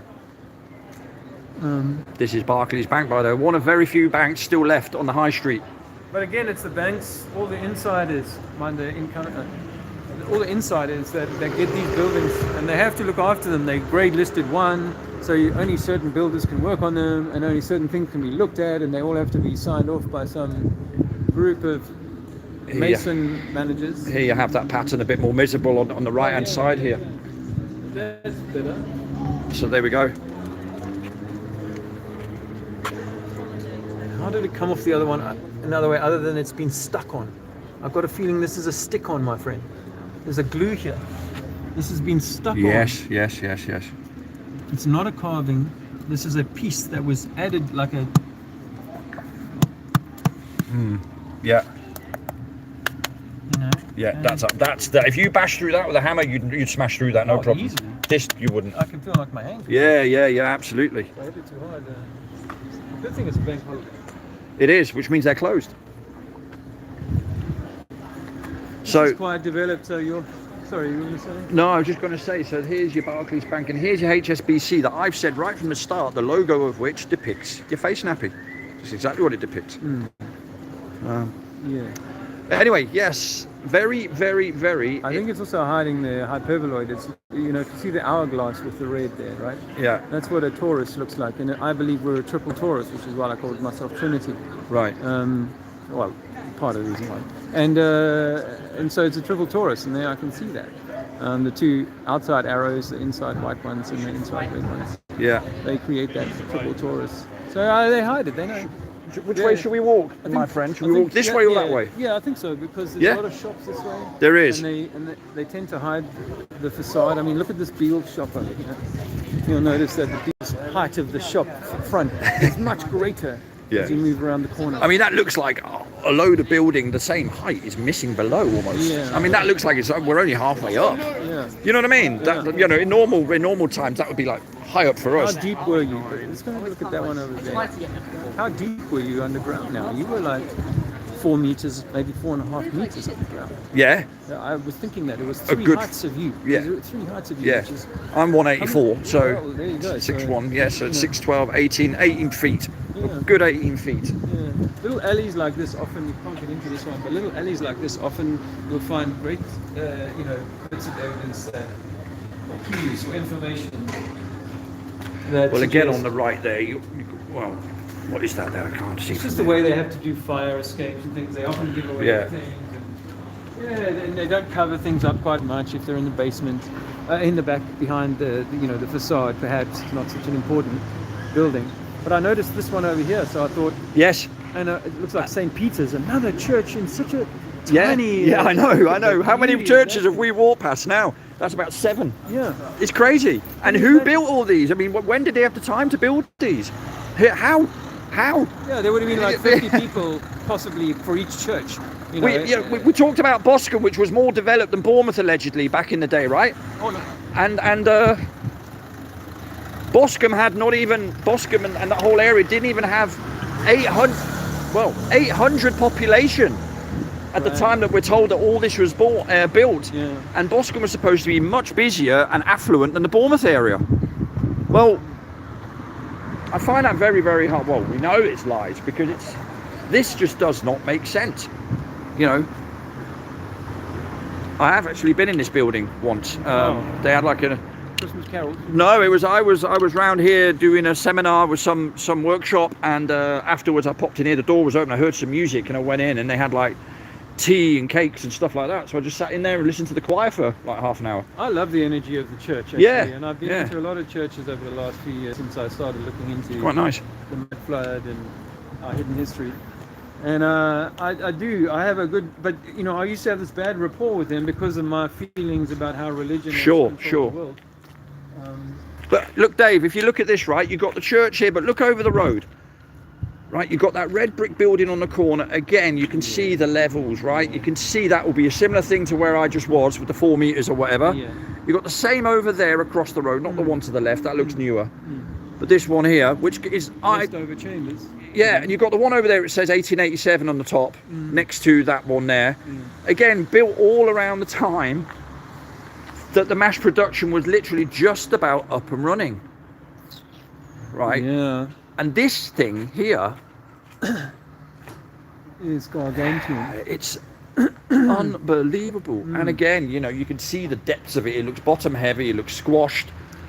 Yeah. You know? I do wonder. You see, because they've created this. What do they call them? There's the door on the side. There's a name for them.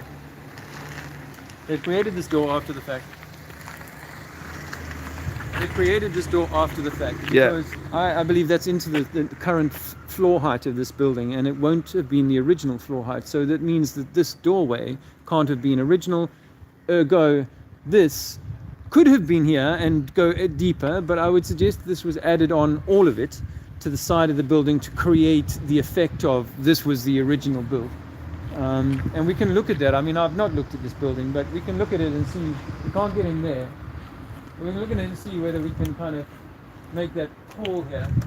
See, where it's added on to this building here, it's added on like you've got one set of bricks going that way, and one set of they're bricks not even coming aligned, out. are they? Nothing. That's They're not, you're quite right. So the same builder did not think, he would not have built this separately and then thought, I'll add that on later. He would build this brick into this brick. Right. They would be dovetailed together, as I said earlier on. Because they also take pride in their work. They want it to look easy on the eye as well as be effective in terms of structurally, right? And even look at the concrete work here. The way this has been put in, I could have done this as well as this here. Yeah. Whereas the builders who build buildings are much better than this kind of craft. It may not come up in the camera so well, but yeah, this is, I would suggest, part of the 1800s deception section. Right. Don't fall in there because there's holes and all sorts. Without even looking at this building, you can be sure it's got like a downstairs section. So we're walking on the downstairs section now, we're aren't coming we? down now in order to walk back up into the building. So Right. we'll walk around, if we can, into the building. And we're still a good couple of meters above, 3 or 4 meters well above ground level over there. Yeah. Oh, look. So Right. There you go. It's a few steps up. They're getting back up again, but So- back to that same. So we have that thing again where they've left they've had to build the steps up to there Yeah. to then enable to conceal the rest of the building that goes down below. Can't even get into these buildings much anymore. You can't. It's an happy thing. They stopped. It was one of their ways of stopping people from getting and having a look at these buildings. Yeah, and also stopping people gathering. Yeah. You know. Yeah. So there's that building on the left there. Looks a bit like the old BBC building that you see pictures of in Shepherd's Bush. It has that same look to it, Oh, yeah. edgy, Yeah. sort Yeah, of, yeah, you know. Yeah, more symmetrical shapes. Yeah. On the. Almost also- Art Deco a little bit. Ah. But yeah. To throw you off these beauties here, I would suggest, because again, when we go up here, Dave, you will notice this old thing about the ground level. Look, the gentleman in the back there walking towards us. Yeah. He is walking my height. He's above your head. He's above my head. He's going to have to dip right down. So this is where they dug it out, I suspect. They would have dug down here. Yeah. I think these graveyards are kind of like a... Again, something doesn't quite ring. Something doesn't kind of ring true with No, me. And no. if you imagine a mudflood scenario where even the trees are lost, then the gravestones themselves, if they were, legitimately that, then they would have been lost too and dug up, and recovered and placed. So in this case, so neatly all the way up here, like you were doing some sort of audit. That's pretty impressive, and the ages between them will probably be quite vast, so they won't all have died in the same period necessarily, and yet they're all in a neat row. Okay, so I mean, It's mad to look at it like that. It looks like it's been presented for us, doesn't it? It doesn't look very organic. One guy died then, and 20 years later, another guy died then. And like you say, what the ground is, that's a little bit ungraveyard-like, isn't it? yeah, it's A little bit. I mean, I've been to one very peculiar one up in Whitby where Bram Stoker allegedly got his inspiration to write Dracula, right? Yeah. Now, Whitby is quite an interesting place because not only does it have the best fish and chips in the whole of the UK, and I can say that for a certainty. No, I can't because I've not had fish and chips everywhere. But look at this little add-on. they also have these sorts of graveyards on slopes and stuff. See, this is modern, Yeah. added on, Yeah. made to look original, but added on. Yeah, to and the give more them a wear new and tear door. it gets, the quicker it will look original. Yeah. You know? Yeah. People won't question it. They'll just say, oh, that's been cleaned up a little bit. Well, I mean, yeah. There we go. Wow, here you go. Some So, more. again, So there's, down to the crypt, which always is damp, Yeah. wet, leaves, and they're hard to maintain. So many of them you look in, and this is exactly what you see. It's all wet and manky down there, and they probably have water ingress issues, and it's just a mess. These are concrete added on to the Yeah. original. Although this is skin, I suspect this is still cladding. All of this. and this is just another church we just walked past, Yeah, literally. and actually, if you look at that window, if you zoom straight up into that window, you'll be like, okay, so that's a beautiful window. Why Right. do that and right put this in above front of this it. doorway? Yeah, why have this blocking that? Yeah, it's right here. So, and this doorway is modest. I'm not even 6 foot in here. I'm at the top of the door. Yeah. So it's a modest door. Yeah. And it's creating a problem. As I said earlier on, you're going to have to put tarmac on there to keep that from. And all this drainage is part of it. And here you have your add-ons again that you were saying, Dave, where the bricks aren't aligned on the right-hand side Yes. there. Yeah. Yeah, exactly. those, To the right of the window, right? Which suggests this is obviously new. That Uh, that should have been yeah. showable in all its splendor, shouldn't it? Absolutely. You would think. Yeah, absolutely. I mean, it might even be 2 phases to the refurb, that they originally did the refurb and then later they realized they needed something else, so they added this on as well. Right. So we've got to allow for the possibility that the refurb wasn't always done in one hit. It could have been, written Yeah. off and You do have that. You see it on the drainage. It would say 1891 on that one, and it would say 1903 on another one, and Yeah, so so, yeah. different sort of Yeah, building phases, I guess. yeah, But this is the window that it's concealing something like that. yeah. I mean, you wouldn't build anything in front of that unless you Yeah. had to. No, wouldn't bother with a window. Or if you did, you'd have one high up, but you wouldn't have it of the same dimensions with a big box in front of it. No, you wouldn't. And then make the box out of the same magnificent material and put all that effort in as well. Yeah. But again, here we see, well, we know it goes deep down because we just come from the other side, so we don't have to really prove that. Yeah. But look at those stairs. They go up and up and up, and then it goes up to the trees up. I mean, it's... Yeah. It's We're on a bank that perhaps it was left as is, but just... I offer this to people. Imagine your mind that sand was, for a moment, was snow, and it was to settle like a snowdrift on everything. Yeah. What would that effect have, given that it could then take on weight and form in the way that we see sand now? Just offer that for thought. Yeah.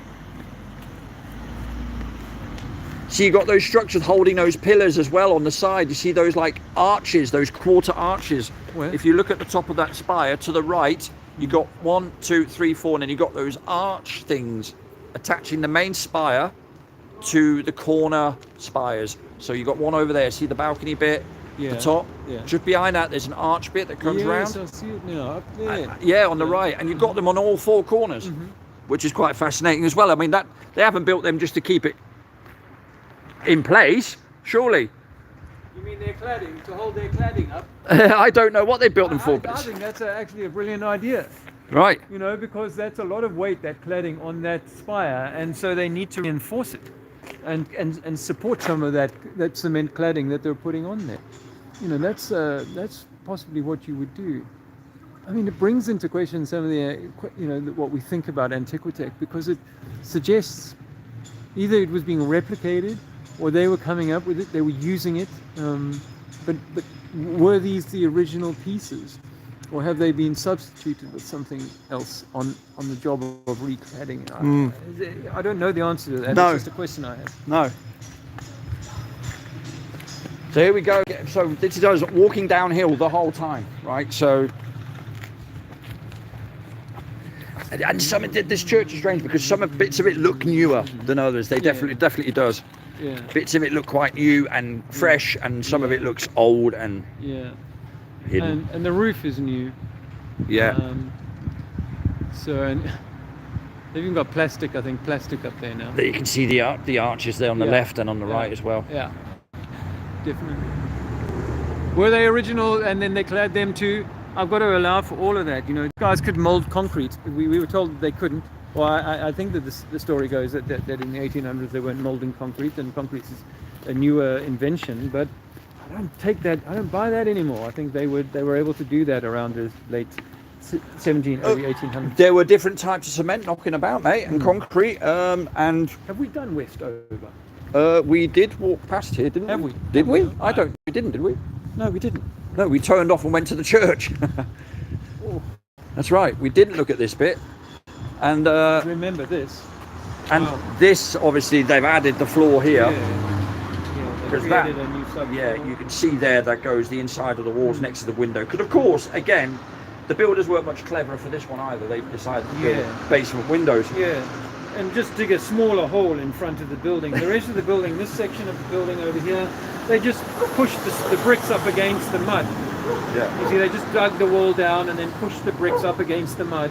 Yeah. They didn't have any plastic or anything like that, so that was very clever of them. Very, very clever. Then they dug a little trench out here, a little rectangle, very much so. And then fitted a window. And I imagine the window fitters with this one, they'd be like, no problem. I won't even question that we're fitting windows here. We'll just do it because we need the money.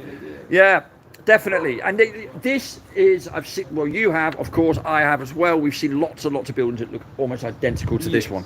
But it's a semi-budget one, because that's why they haven't bothered with digging out any more than the window space. Right. Right. You know, because they could have dug out, like they have with other buildings, they could have dug out this whole section and have a downstairs where you can walk down and gather rain across the whole front of the building, but they haven't gone to that expense. In the side there, you've got another archway. Yes. Right? Yes. So that goes over there like that. That'll be, well, I mean, maybe that's part of an original and here as well. Way. See, you've got arches. That's your 1800s walkway or gangplank to get from the road to the new ground floor. There's something going along here, yeah. Which is obviously where we're at now. Yeah. That basement was at least the ground floor, possibly the first floor of the original building. Hinton Chambers. And this is Hinton Road, yes. Oh, look, the door's open. Let's have a quick Let's have a look. inside. Let's have a little look inside. It'll be a bit of a mess.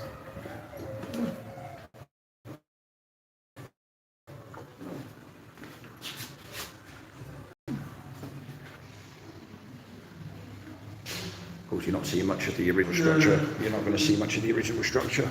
But what I would love to see is basements. Yes. Down below, eh? But that is a ceiling. Look how high that ceiling is.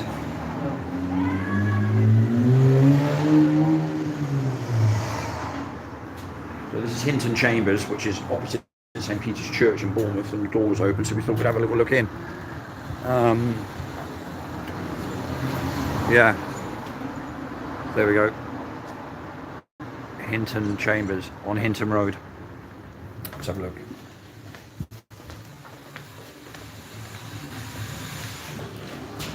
You want to see basement?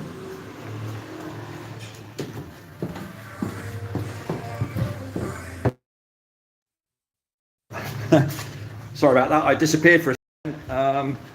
Yes, I was trying to get into the basement downstairs, but there's work coming down, and I think I'd probably give a gentleman a heart attack if I was to call his name or something. They were busy.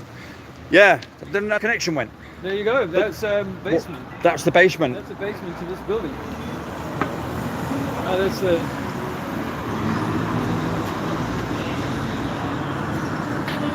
Yeah.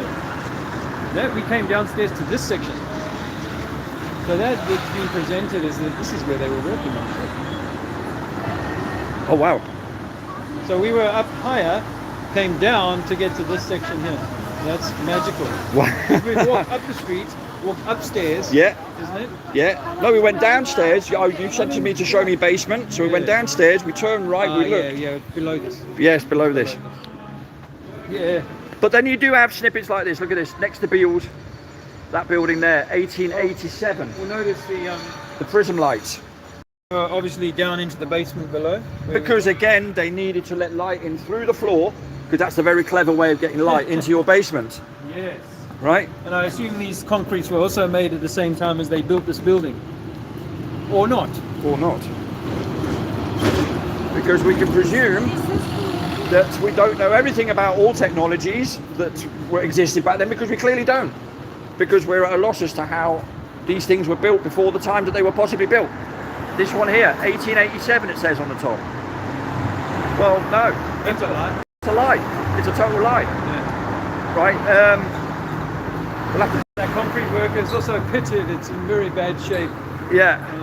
So again, it's not carved. It's Let's have a look down here. Oh, it's pot. Oh yeah, so down off the street level, like a metre and a half, maybe a little bit more. You'll see windows down to your right. Yeah, look at this here. Windows to the right. Basement. Whoa. How deep is that? Oh my God, it goes right down. Let's have a look at this. Hang on a minute. I'll stay up here. Yeah. Well, there we go. I've had to come back out from downstairs. It was reconnecting. That's how deep that goes. Look at that.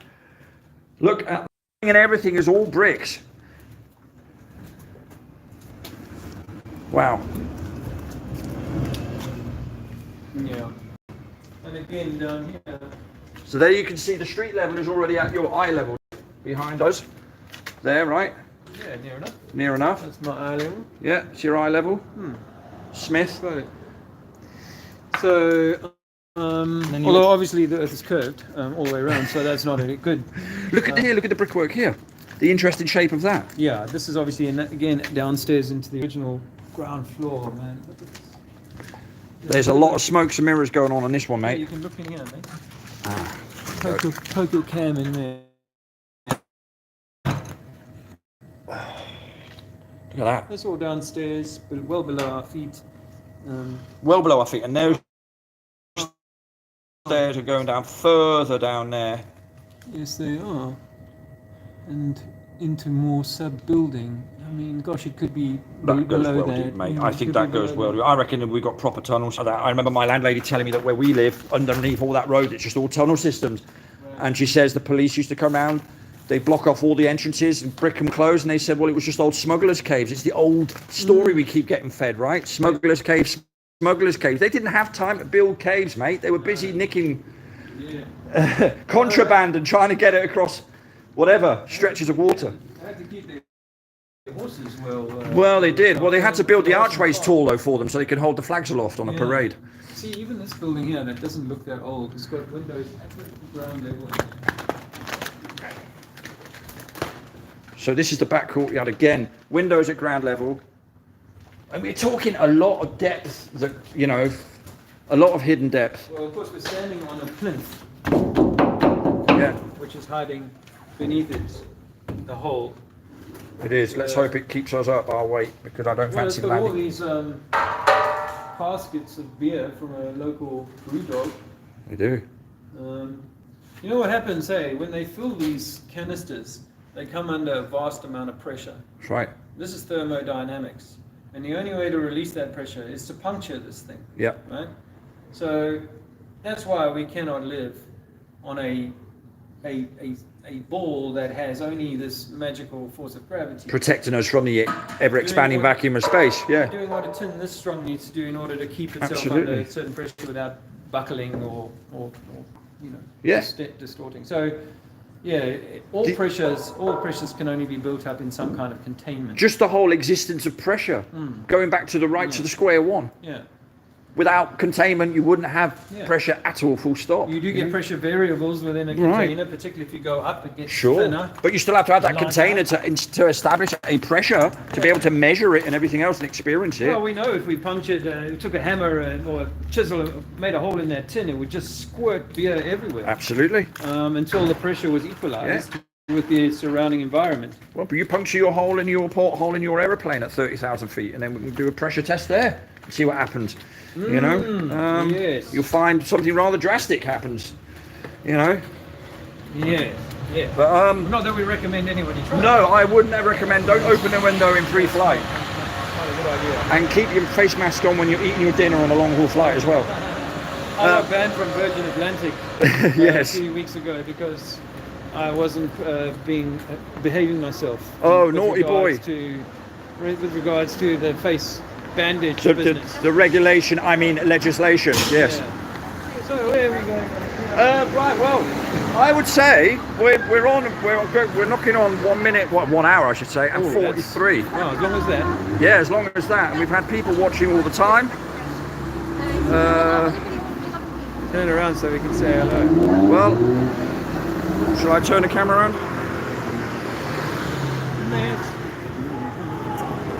How are you doing, everyone? 1 hour 43, wow. 1 hour 43, so... That's longer than a football match. That is unless there's extra time, yes. No, that is longer than, 90 minutes plus. So I hope you're all doing well. We just decided to take a couple of hours, Dave and I, and have a little look around this nugget that is Bournemouth, because there is loads, there are loads of things to behold in terms of buildings that don't match the narrative, really. Turn this way, you'll have that building behind you. Look at that. That church. That church. What a beauty. It's a beauty, isn't it? So so that's what we're going to do. We're going to probably head off for a coffee in a second. Like I said earlier, I put this out on my own channel because where it's at at the moment, it's just going to be put on hold. It's just logistically a bit tricky at the moment. And go to my channel, TRINITY4. But do subscribe to TRINITY4's channel. We need 1,000 subscribers. I want to go to Speaker's Corner this year. Yeah. And make some noise. And then I'm sure Dave can help me to get to 1,000 subscribers as well. And then I'll join you at Speaker's Corner. Well, we'll go hand in glove. Hand in glove. So that's what we've done, really. And I think we have to do this again because there's not just this I'm on about. There's lots and lots of others as well. I mean, I know you could say, well, once you walk up to the buildings, you're pretty much explaining the same for every building. But it's about highlighting the amount of it, and getting a library of all of these sort of buildings, or the the evidence built up, because it becomes overwhelming. It's like, okay, so in a country thousands of miles away, they did exactly the same thing in the 1800s or the 1700s, when people barely could, took them months to get from one place to another. They would do exactly the same unusual thing in South Africa, in America, in Europe, in all these places in Europe, as well as here, and it has the same kind of hallmarks, the same signatures. I don't have any trouble walking up to a building now, and wherever I am, and starting to point out the things that, yep, that's what we see, and it's like, wow, some people, something with the same idea and the same technology came and did the same kind of thing in all of these places.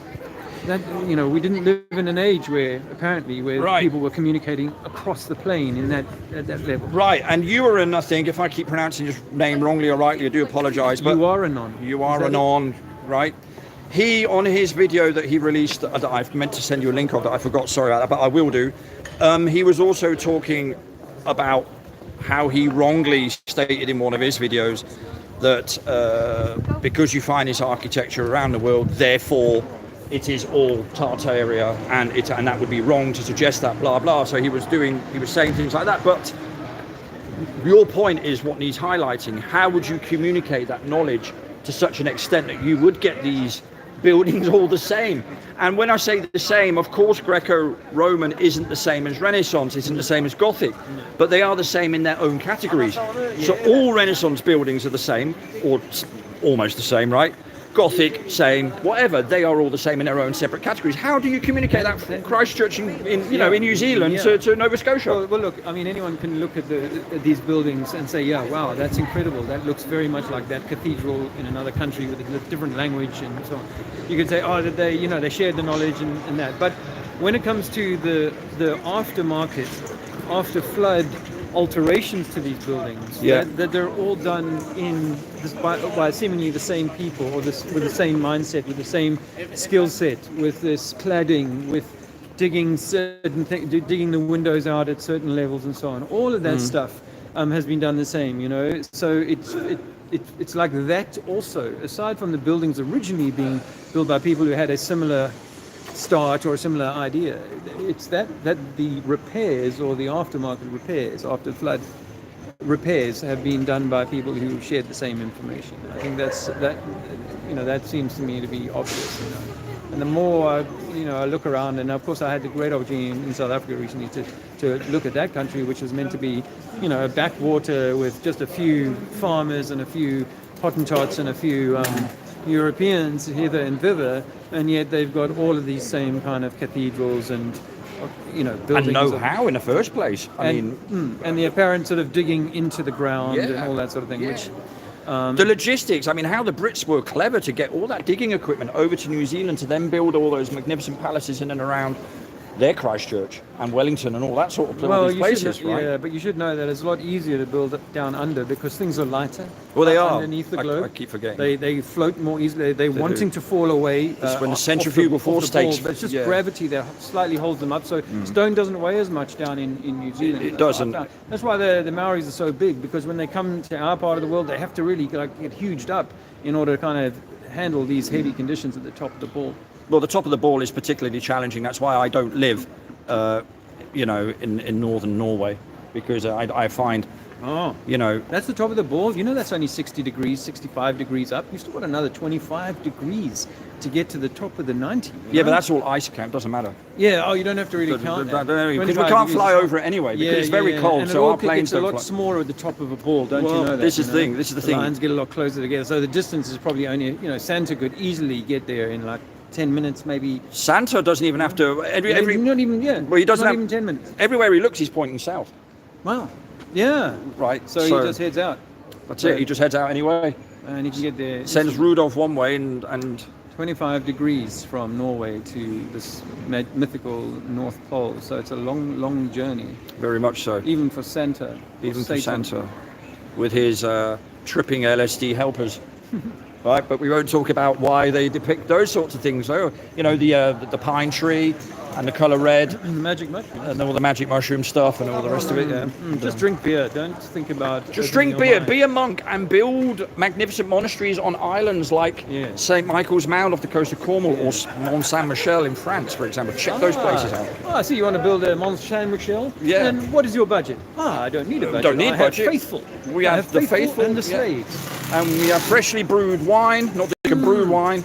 And we have fresh literature with lovely paintings in a new version of the Bible, and that's it. and we're monks. And that's Yeah. what we do. We build, we drink, we write.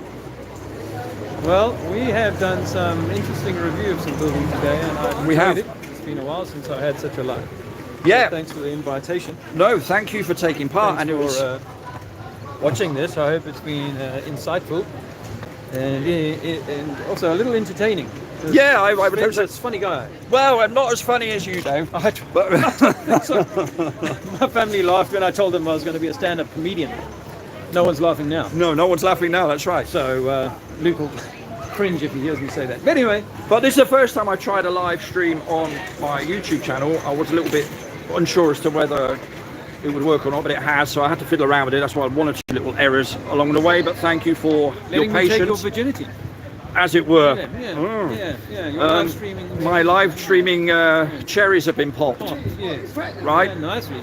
Well, on You've done that, the whole. You've done the full length. it puts another spin to the whole Big Bang Theory, doesn't it? You know, Everything came under a big bang. Well, time dilation. yeah, dilation. It's all sexual, actually. Of course it is. That's why the Catholics came up with it. Of course it is. The big. Thank you. No. Are you into everything? No. Creation. Yeah. Me too. Creation. Yeah. Do you have like a creation magazine? No. Like a little one? But yeah, no. We were created intentionally by God. Yeah. You know that. Yes. Do you trust God? Yes. You know, God says like you can only serve one master. You can't serve more than one master. Have you seen that? Creation. Creation magazine. Defeating the smallpox virus. This is given to you by people who are trying to control your mind. You know why? Because you are God's child. And God would not have made you imperfect.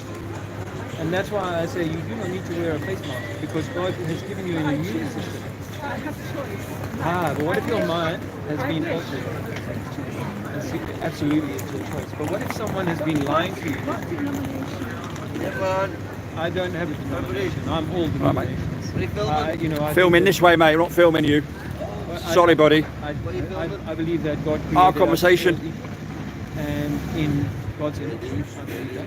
And I think that God created Would the you earth. read that or not? If it would read No, it, I'll leave it with you, ma'am. You know why? Because I don't believe in viruses. I think they're a lie. I think that we've been lied to about viruses. Defeating the smallpox virus is part of the vaccine agenda. I can't say that. There is an agenda that's going on to break us down. Can I offer you something? Putting the case of Can I offer you a great rather than yes? evolution. That's Yes. all that's good. And do you agree then that this idea that we came from a big bang is a lie? Yeah. So then you also So accept do that, they. and so we also accept that you cannot be living on a spinning globe. Do you accept that too? Because Genesis and many books in the verses in the Bible suggest that God created the earth first, and the sun and the moon, small lights within the dome firmament. And this is very clear in the Bible that the earth is like a stamp. It says so in Isaiah, and it's like a flat stamp with some kind of roof over the top. And we've been given this world, this realm to inhabit and to be God's expression here on earth. That's what we've been given. But that's been stolen from us by science and religions who would rather have us believe we were insignificant and not the reason. That's why we're all divided. We're all at war with each other now. Because we've been divided by our beliefs and by our science. But the science that says that we live on a spinning globe cannot be proven. All water is level on Earth. All Well, filming us. we've been filming the whole time because we're looking at some nice You old film me churches. if the lady doesn't. Yeah, I'm filming you actually. I'm not filming you, my darling. I'm filming the gentleman. Sorry about that. If I did, it was unintentional. I am a street preacher, and I talk to people about the truth. Not that you can see much of her behind her mask. That we cannot measure any way that we live on a globe. It doesn't say that in the Bible, and it belies what our experiences tell us, which is that we're not moving, that we were created as the center of this realm for the reason that we should improve our soul experience or our soul journey here. But we've been turned into slaves. We've been put into these prison camps called countries, and we've been forced to do things, to change our bodies, to change our lifestyles, but with lies, man. We're going to war. I was sent to war as a 19-year-old boy in 1987 on a lie in South Africa. We went to Angola, and that was also a lie. This Cold War thing that they keep doing to us and getting us to hate our brothers and sisters in Russia or in any other part of the world. This is deception against God and against who you are, man. So I say that the virus agenda is, again, it's like an invisible germ this time that they're using to frighten us into behaving and giving away our sovereignty, giving away our consent, because this is the temple of God. I'm standing before the temple of God. In you, man, is the temple of God. And that I cannot harm. That's the golden rule, to love thy neighbor, right? As you love yourself.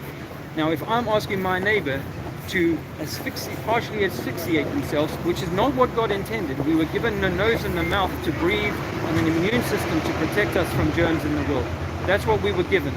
And if I said to you, you should never... What if I'd been... Yeah, man, but would you have chosen it 2 years ago? With great respect? Were you wearing one 2 years ago? No, you weren't. So in the last 2 years, we've had a lot of information and counter-information that has really confused people. And they no longer think that they can trust God. And they have to trust these scientists and these men in government who tell us there's a fearful thing around. Man, would you be surprised to know that the total death toll in the UK was no different in 2020 as it was in the years before? In 1985, more people died in the UK. That was never a pandemic. They lied to you about that. My soul, I'm working on my soul by sharing the truth with people that we've been lied to. Thank you very much. That was powerful. Maybe a little too strong for that dear old lady. Maybe a bit too strong, but you made a nice point about were you wearing one two years ago, and that's the simplicity of the language that was most effective, because she stopped and thought about that. No, of course she was not wearing it 2 years ago when she was suggesting it's my choice, because the government have coerced people into thinking they have a choice in all of this, which of course they do not. No. Yet they do. They actually do. Yeah. But they don't, but they're told they do, but they, you know... If they tell you for years that the sun is bad for you, then what do? You hide from it, and then when you do get caught by the sun, it burns you, and then you go, oh, I better put some of that special cream on it as well. You know, so... From Boots for $5.99, yes. And it's full of aluminium, and aluminium. Actually, it's more probably and more alcohol, harmful. and all sorts of other stuff. Yeah, absolutely. So, you know, it's our paradigms have shifted. When 150 years ago, no mother would have lined their children up for jabs at birth. No. Now, you're getting 15 jabs by the time you're 20 years old. Yeah, if not more. and you know, if anybody takes this personally when watching this, then tough really, because it's a parent's responsibility towards their kids, if they have that knowledge, to make sure that the children don't fall into that trap as well, right? Well, that's why I turned down that magazine she offered me. It's a creation.com magazine. Right. And you know, they're all about creation, but yet they don't trust, you know, the natural sort of world science, rather than, you know, they go for this Pasteurian bullshit about, you know, germs, you know, and can you know, are just waiting and lurking around every corner looking to destroy your health. When is furthest from the truth. Those germs, if there are any, are likely to improve your health once you've encountered them, because your body will quickly attend to those things. I'm not talking about mold and things like that. No. You know, obviously you've got to keep things clean to a point, but at the same time, this sterilization of the world is going to sterilize humankind. That's how I see it. Absolutely. And the mind is the first place they want to control you, because the mind is this dialectic machine. It's a computer. It's a left, right, on, off, hot, cold, blue, red kind of choice-making device. And if you can keep someone in that left and right paradigm, then they never get it back into their heart. That's right. Which is the entrance to the labyrinth is at the heart, and the mind is that labyrinth. Absolutely. And we get stuck in that mind for an eternity. Unless we come into this incarnation perhaps and find our way back to heart-centered living. That's what it seems to me, is like when you're back in the heart, you're back in the love, then you're out of this kind of mind trick, or this, well, not trick, but it's like it's a labyrinth. It needs to be a wholehearted step as well, doesn't it? It needs to be a wholehearted thing. It can't just be a half-baked thing. In other words, you can't fake it. You cannot fake it. That's the bottom line. No matter how much gloss and shine you put on it, you cannot fake it. You know, whatever God is able to see all of this. You know, there's no like cheating whatever your God is, whatever. No, and like you were saying earlier, and we spoke about this when I popped around a few weeks ago, talking about, you know, the God within us, the higher power within you, the spirit, the soul, the it's waiting ghost, in the heart. whatever you want to call it. It's waiting in the heart. It's in here within each of us. And I thought that was what I was always trying to express as a kid, but I could never, there's no way I could verbalize that or articulate it correctly. But you know, we all have this feeling that we are all individually unique. right? Or we should have that feeling, but of course we're being led down a garden path over generation to generations to be made to feel like we're not unique at all, and that we need distracting and we need controlling, and it's all for our benefit. This is the bit. Here's the trick. Convincing people that we agree that it is actually for our benefit and that we go along with it. Yeah, homogenizing, sterilizing, when in fact every snowflake is a unique snowflake. Absolutely. Every is a unique. Absolutely. However, we're all snow in this Yes. context. Yes. We're all the snow, and we should not melt underneath the pressure of this system trying to steal our consent, trying to. It really has. Not even And getting away with it. Has. We all went to school.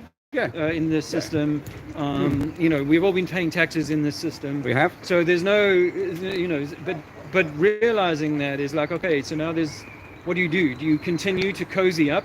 Some people will choose that, or do you find an alternative way? But some people will also go on the other side of that cozy up, and that is to kind of revolt against it and rebel against it and so on.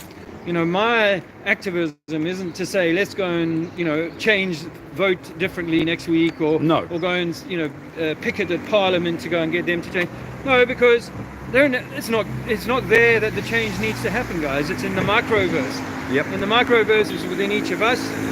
You know, and if we get our hearts in order and we get our microverse in order, then the macroverse will come into good order. So all these things about, refuse and climate change and all these things will probably go away in such a time, because, you know, you create health from the inside out, not from the outside in. Absolutely, always that way. And as we always said as well, even in community terms, you can't pour from an empty cup. And that is also valid with knowledge as well, you know, and valid with what we're doing as well. The awareness has to be maintained, but it has to come from a place of health, or stability. Or when I say that, I don't mean financial. I'm on about spiritually. I'm on about, you know, being at one with yourself and all that, which it's been a topic for a long time now, isn't it? What can you do to get through certain situations? Well, it starts at home, as the old saying goes.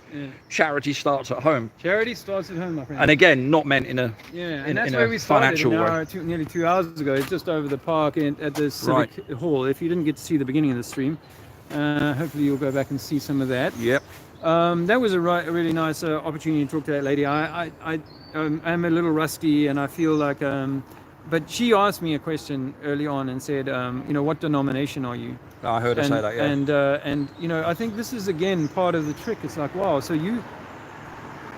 Not only do I have to take the Christian tag, I also have to take a denomination tag, which is why I eschew all of the tags, because it's the ego that loves the label.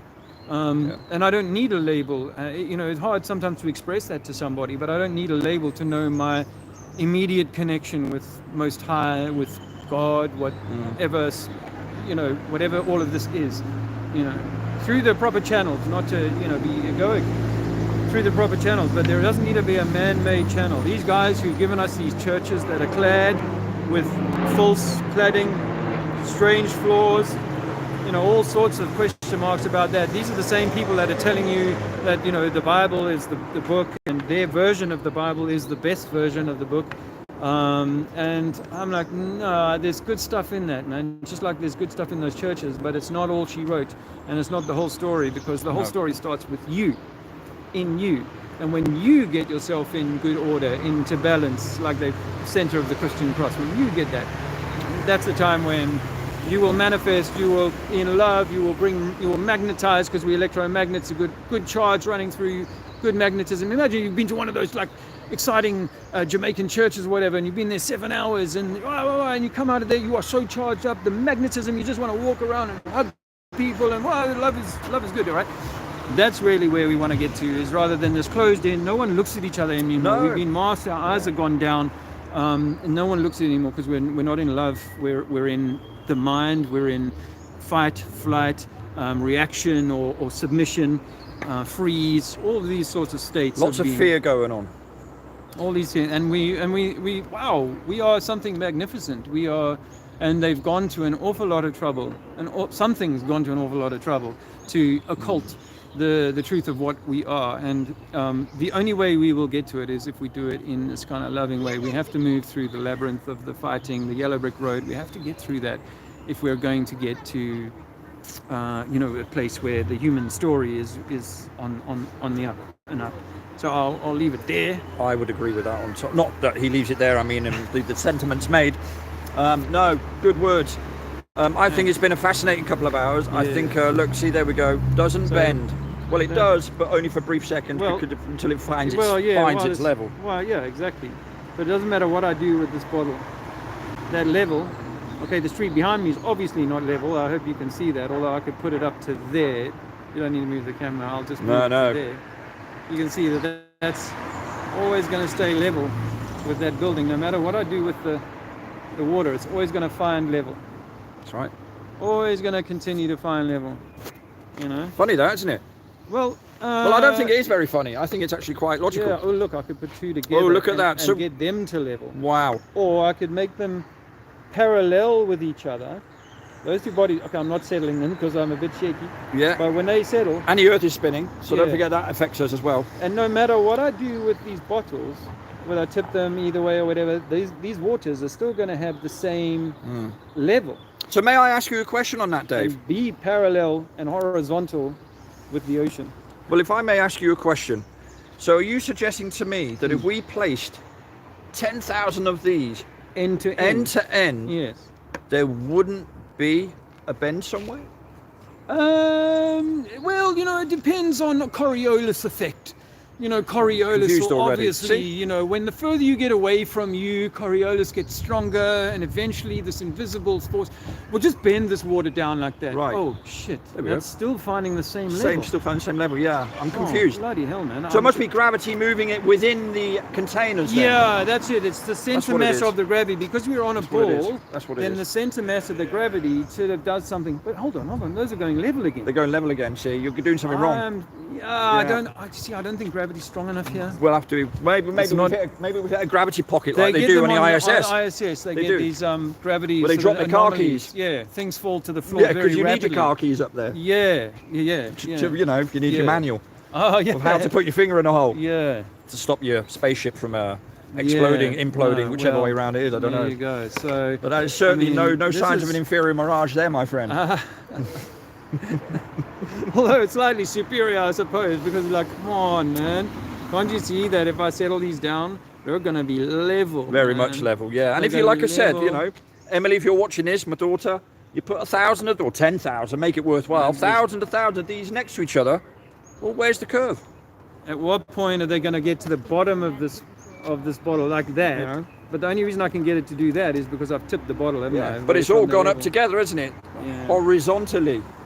Yeah, it'll keep the same. And then yes, these two lines, if I put this bottle of water here or I do it this way, you know, these two lines when they settle will be parallel. And you understand what parallel lines means is that they will never bisect. They will never get wider from each other and they will never bisect. And I could do this against the beach, and I could do this with 1,000 bottles stacked on top of each other, or if you imagine a lake up the mountain, it's still level. Once it settles, it's going to take, doesn't matter what my leg does, I can do that. It's still going to find. Always finds that level. It's amazing. And this is stuff you can do at home, guys. Yeah. You know, you had your mind wiped when you were 7, 8 years old. And when you get that response of, well, how does water, large masses of water? I remember this actually. We were on the Globe Light too. It was one of my many evenings where I snuck out the camper van at 3 in the morning to talk to the Discord channel because that's how I was. In Discord. In Discord, yeah. Very conscientious around it. But I remember having a conversation with somebody who told me that water does bend, and we do have evidence of water bending. He says in the form of meniscus when you go to a lake. Yeah. And I said, yeah, but that doesn't actually say that large bodies of water bend. And then, of course, they throw in the whole gravity thing, because you can't see that straight there, Dave, because it's too short a distance. Yeah. See what I mean? Well, yeah, the meniscus is obviously surface tension, eh? So don't forget, they can get an elevation height without needing 2 straight lines. If you've been watching Nathan Oakley's show recently, they're talking about that. You know, they're talking about a tangent line and a point will do to get your elevation point right using a sextant. Right. And of course, you don't. You need a baseline. It has to be level.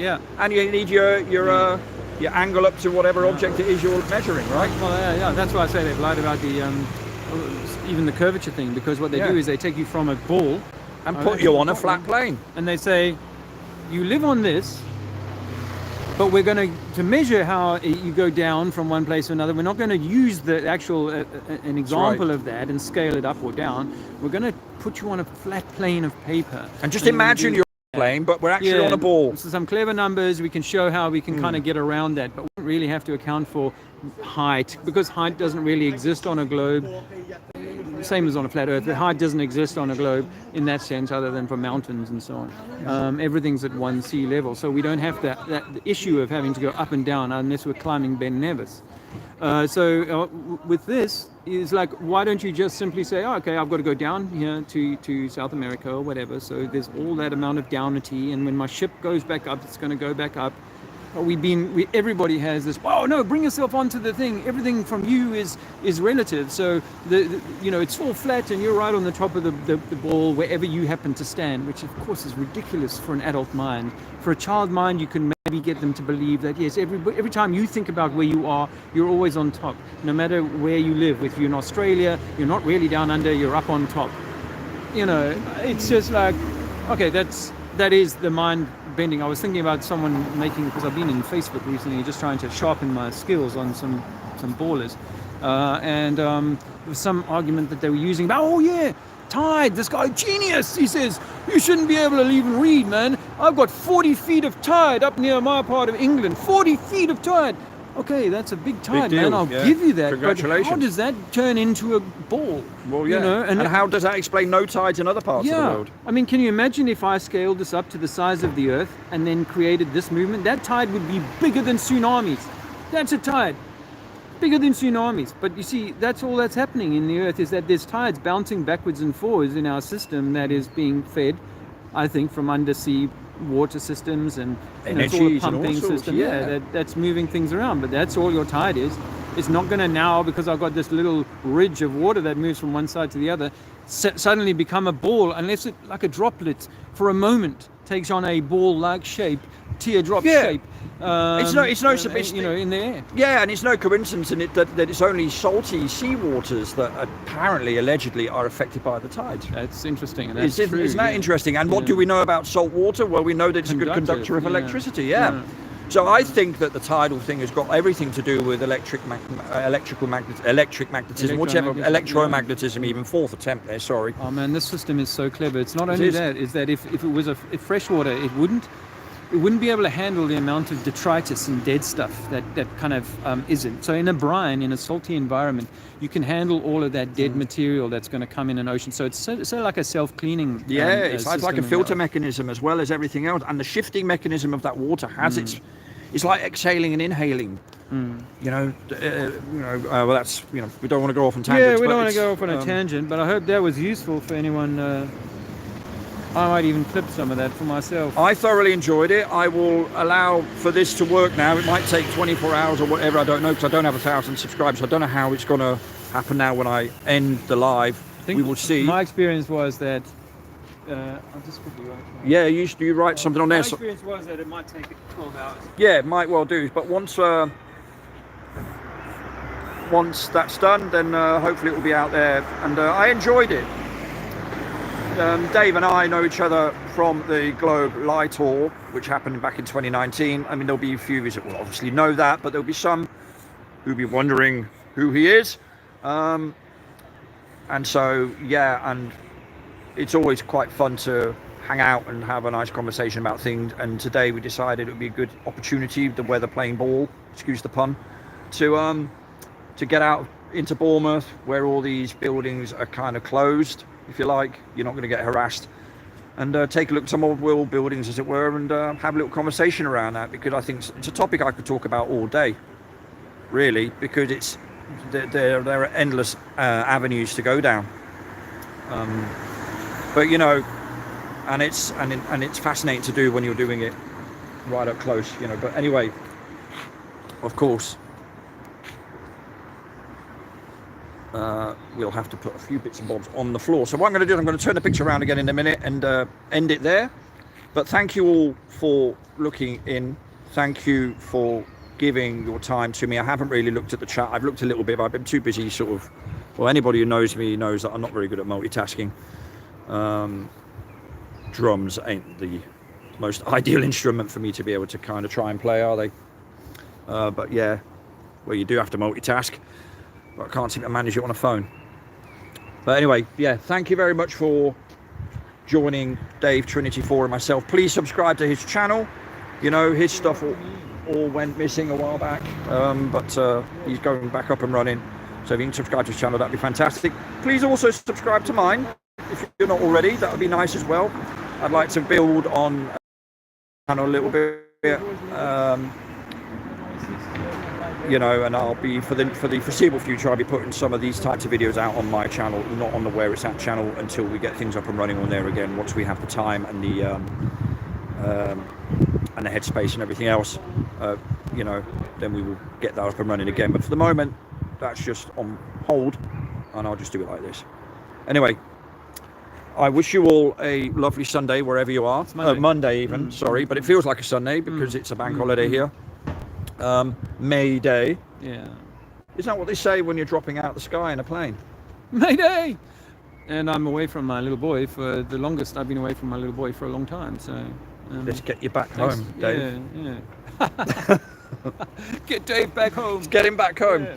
Right. So on this note, thank you very much for tuning in, and we will see you all soon. Some of you sooner. Merci. Vielen Dank. Much appreciated. Talk to you all soon. Ta-ta for now. Thank you. Bye-bye. Tartaria for now. Tartaria for now. Good one. Ooh.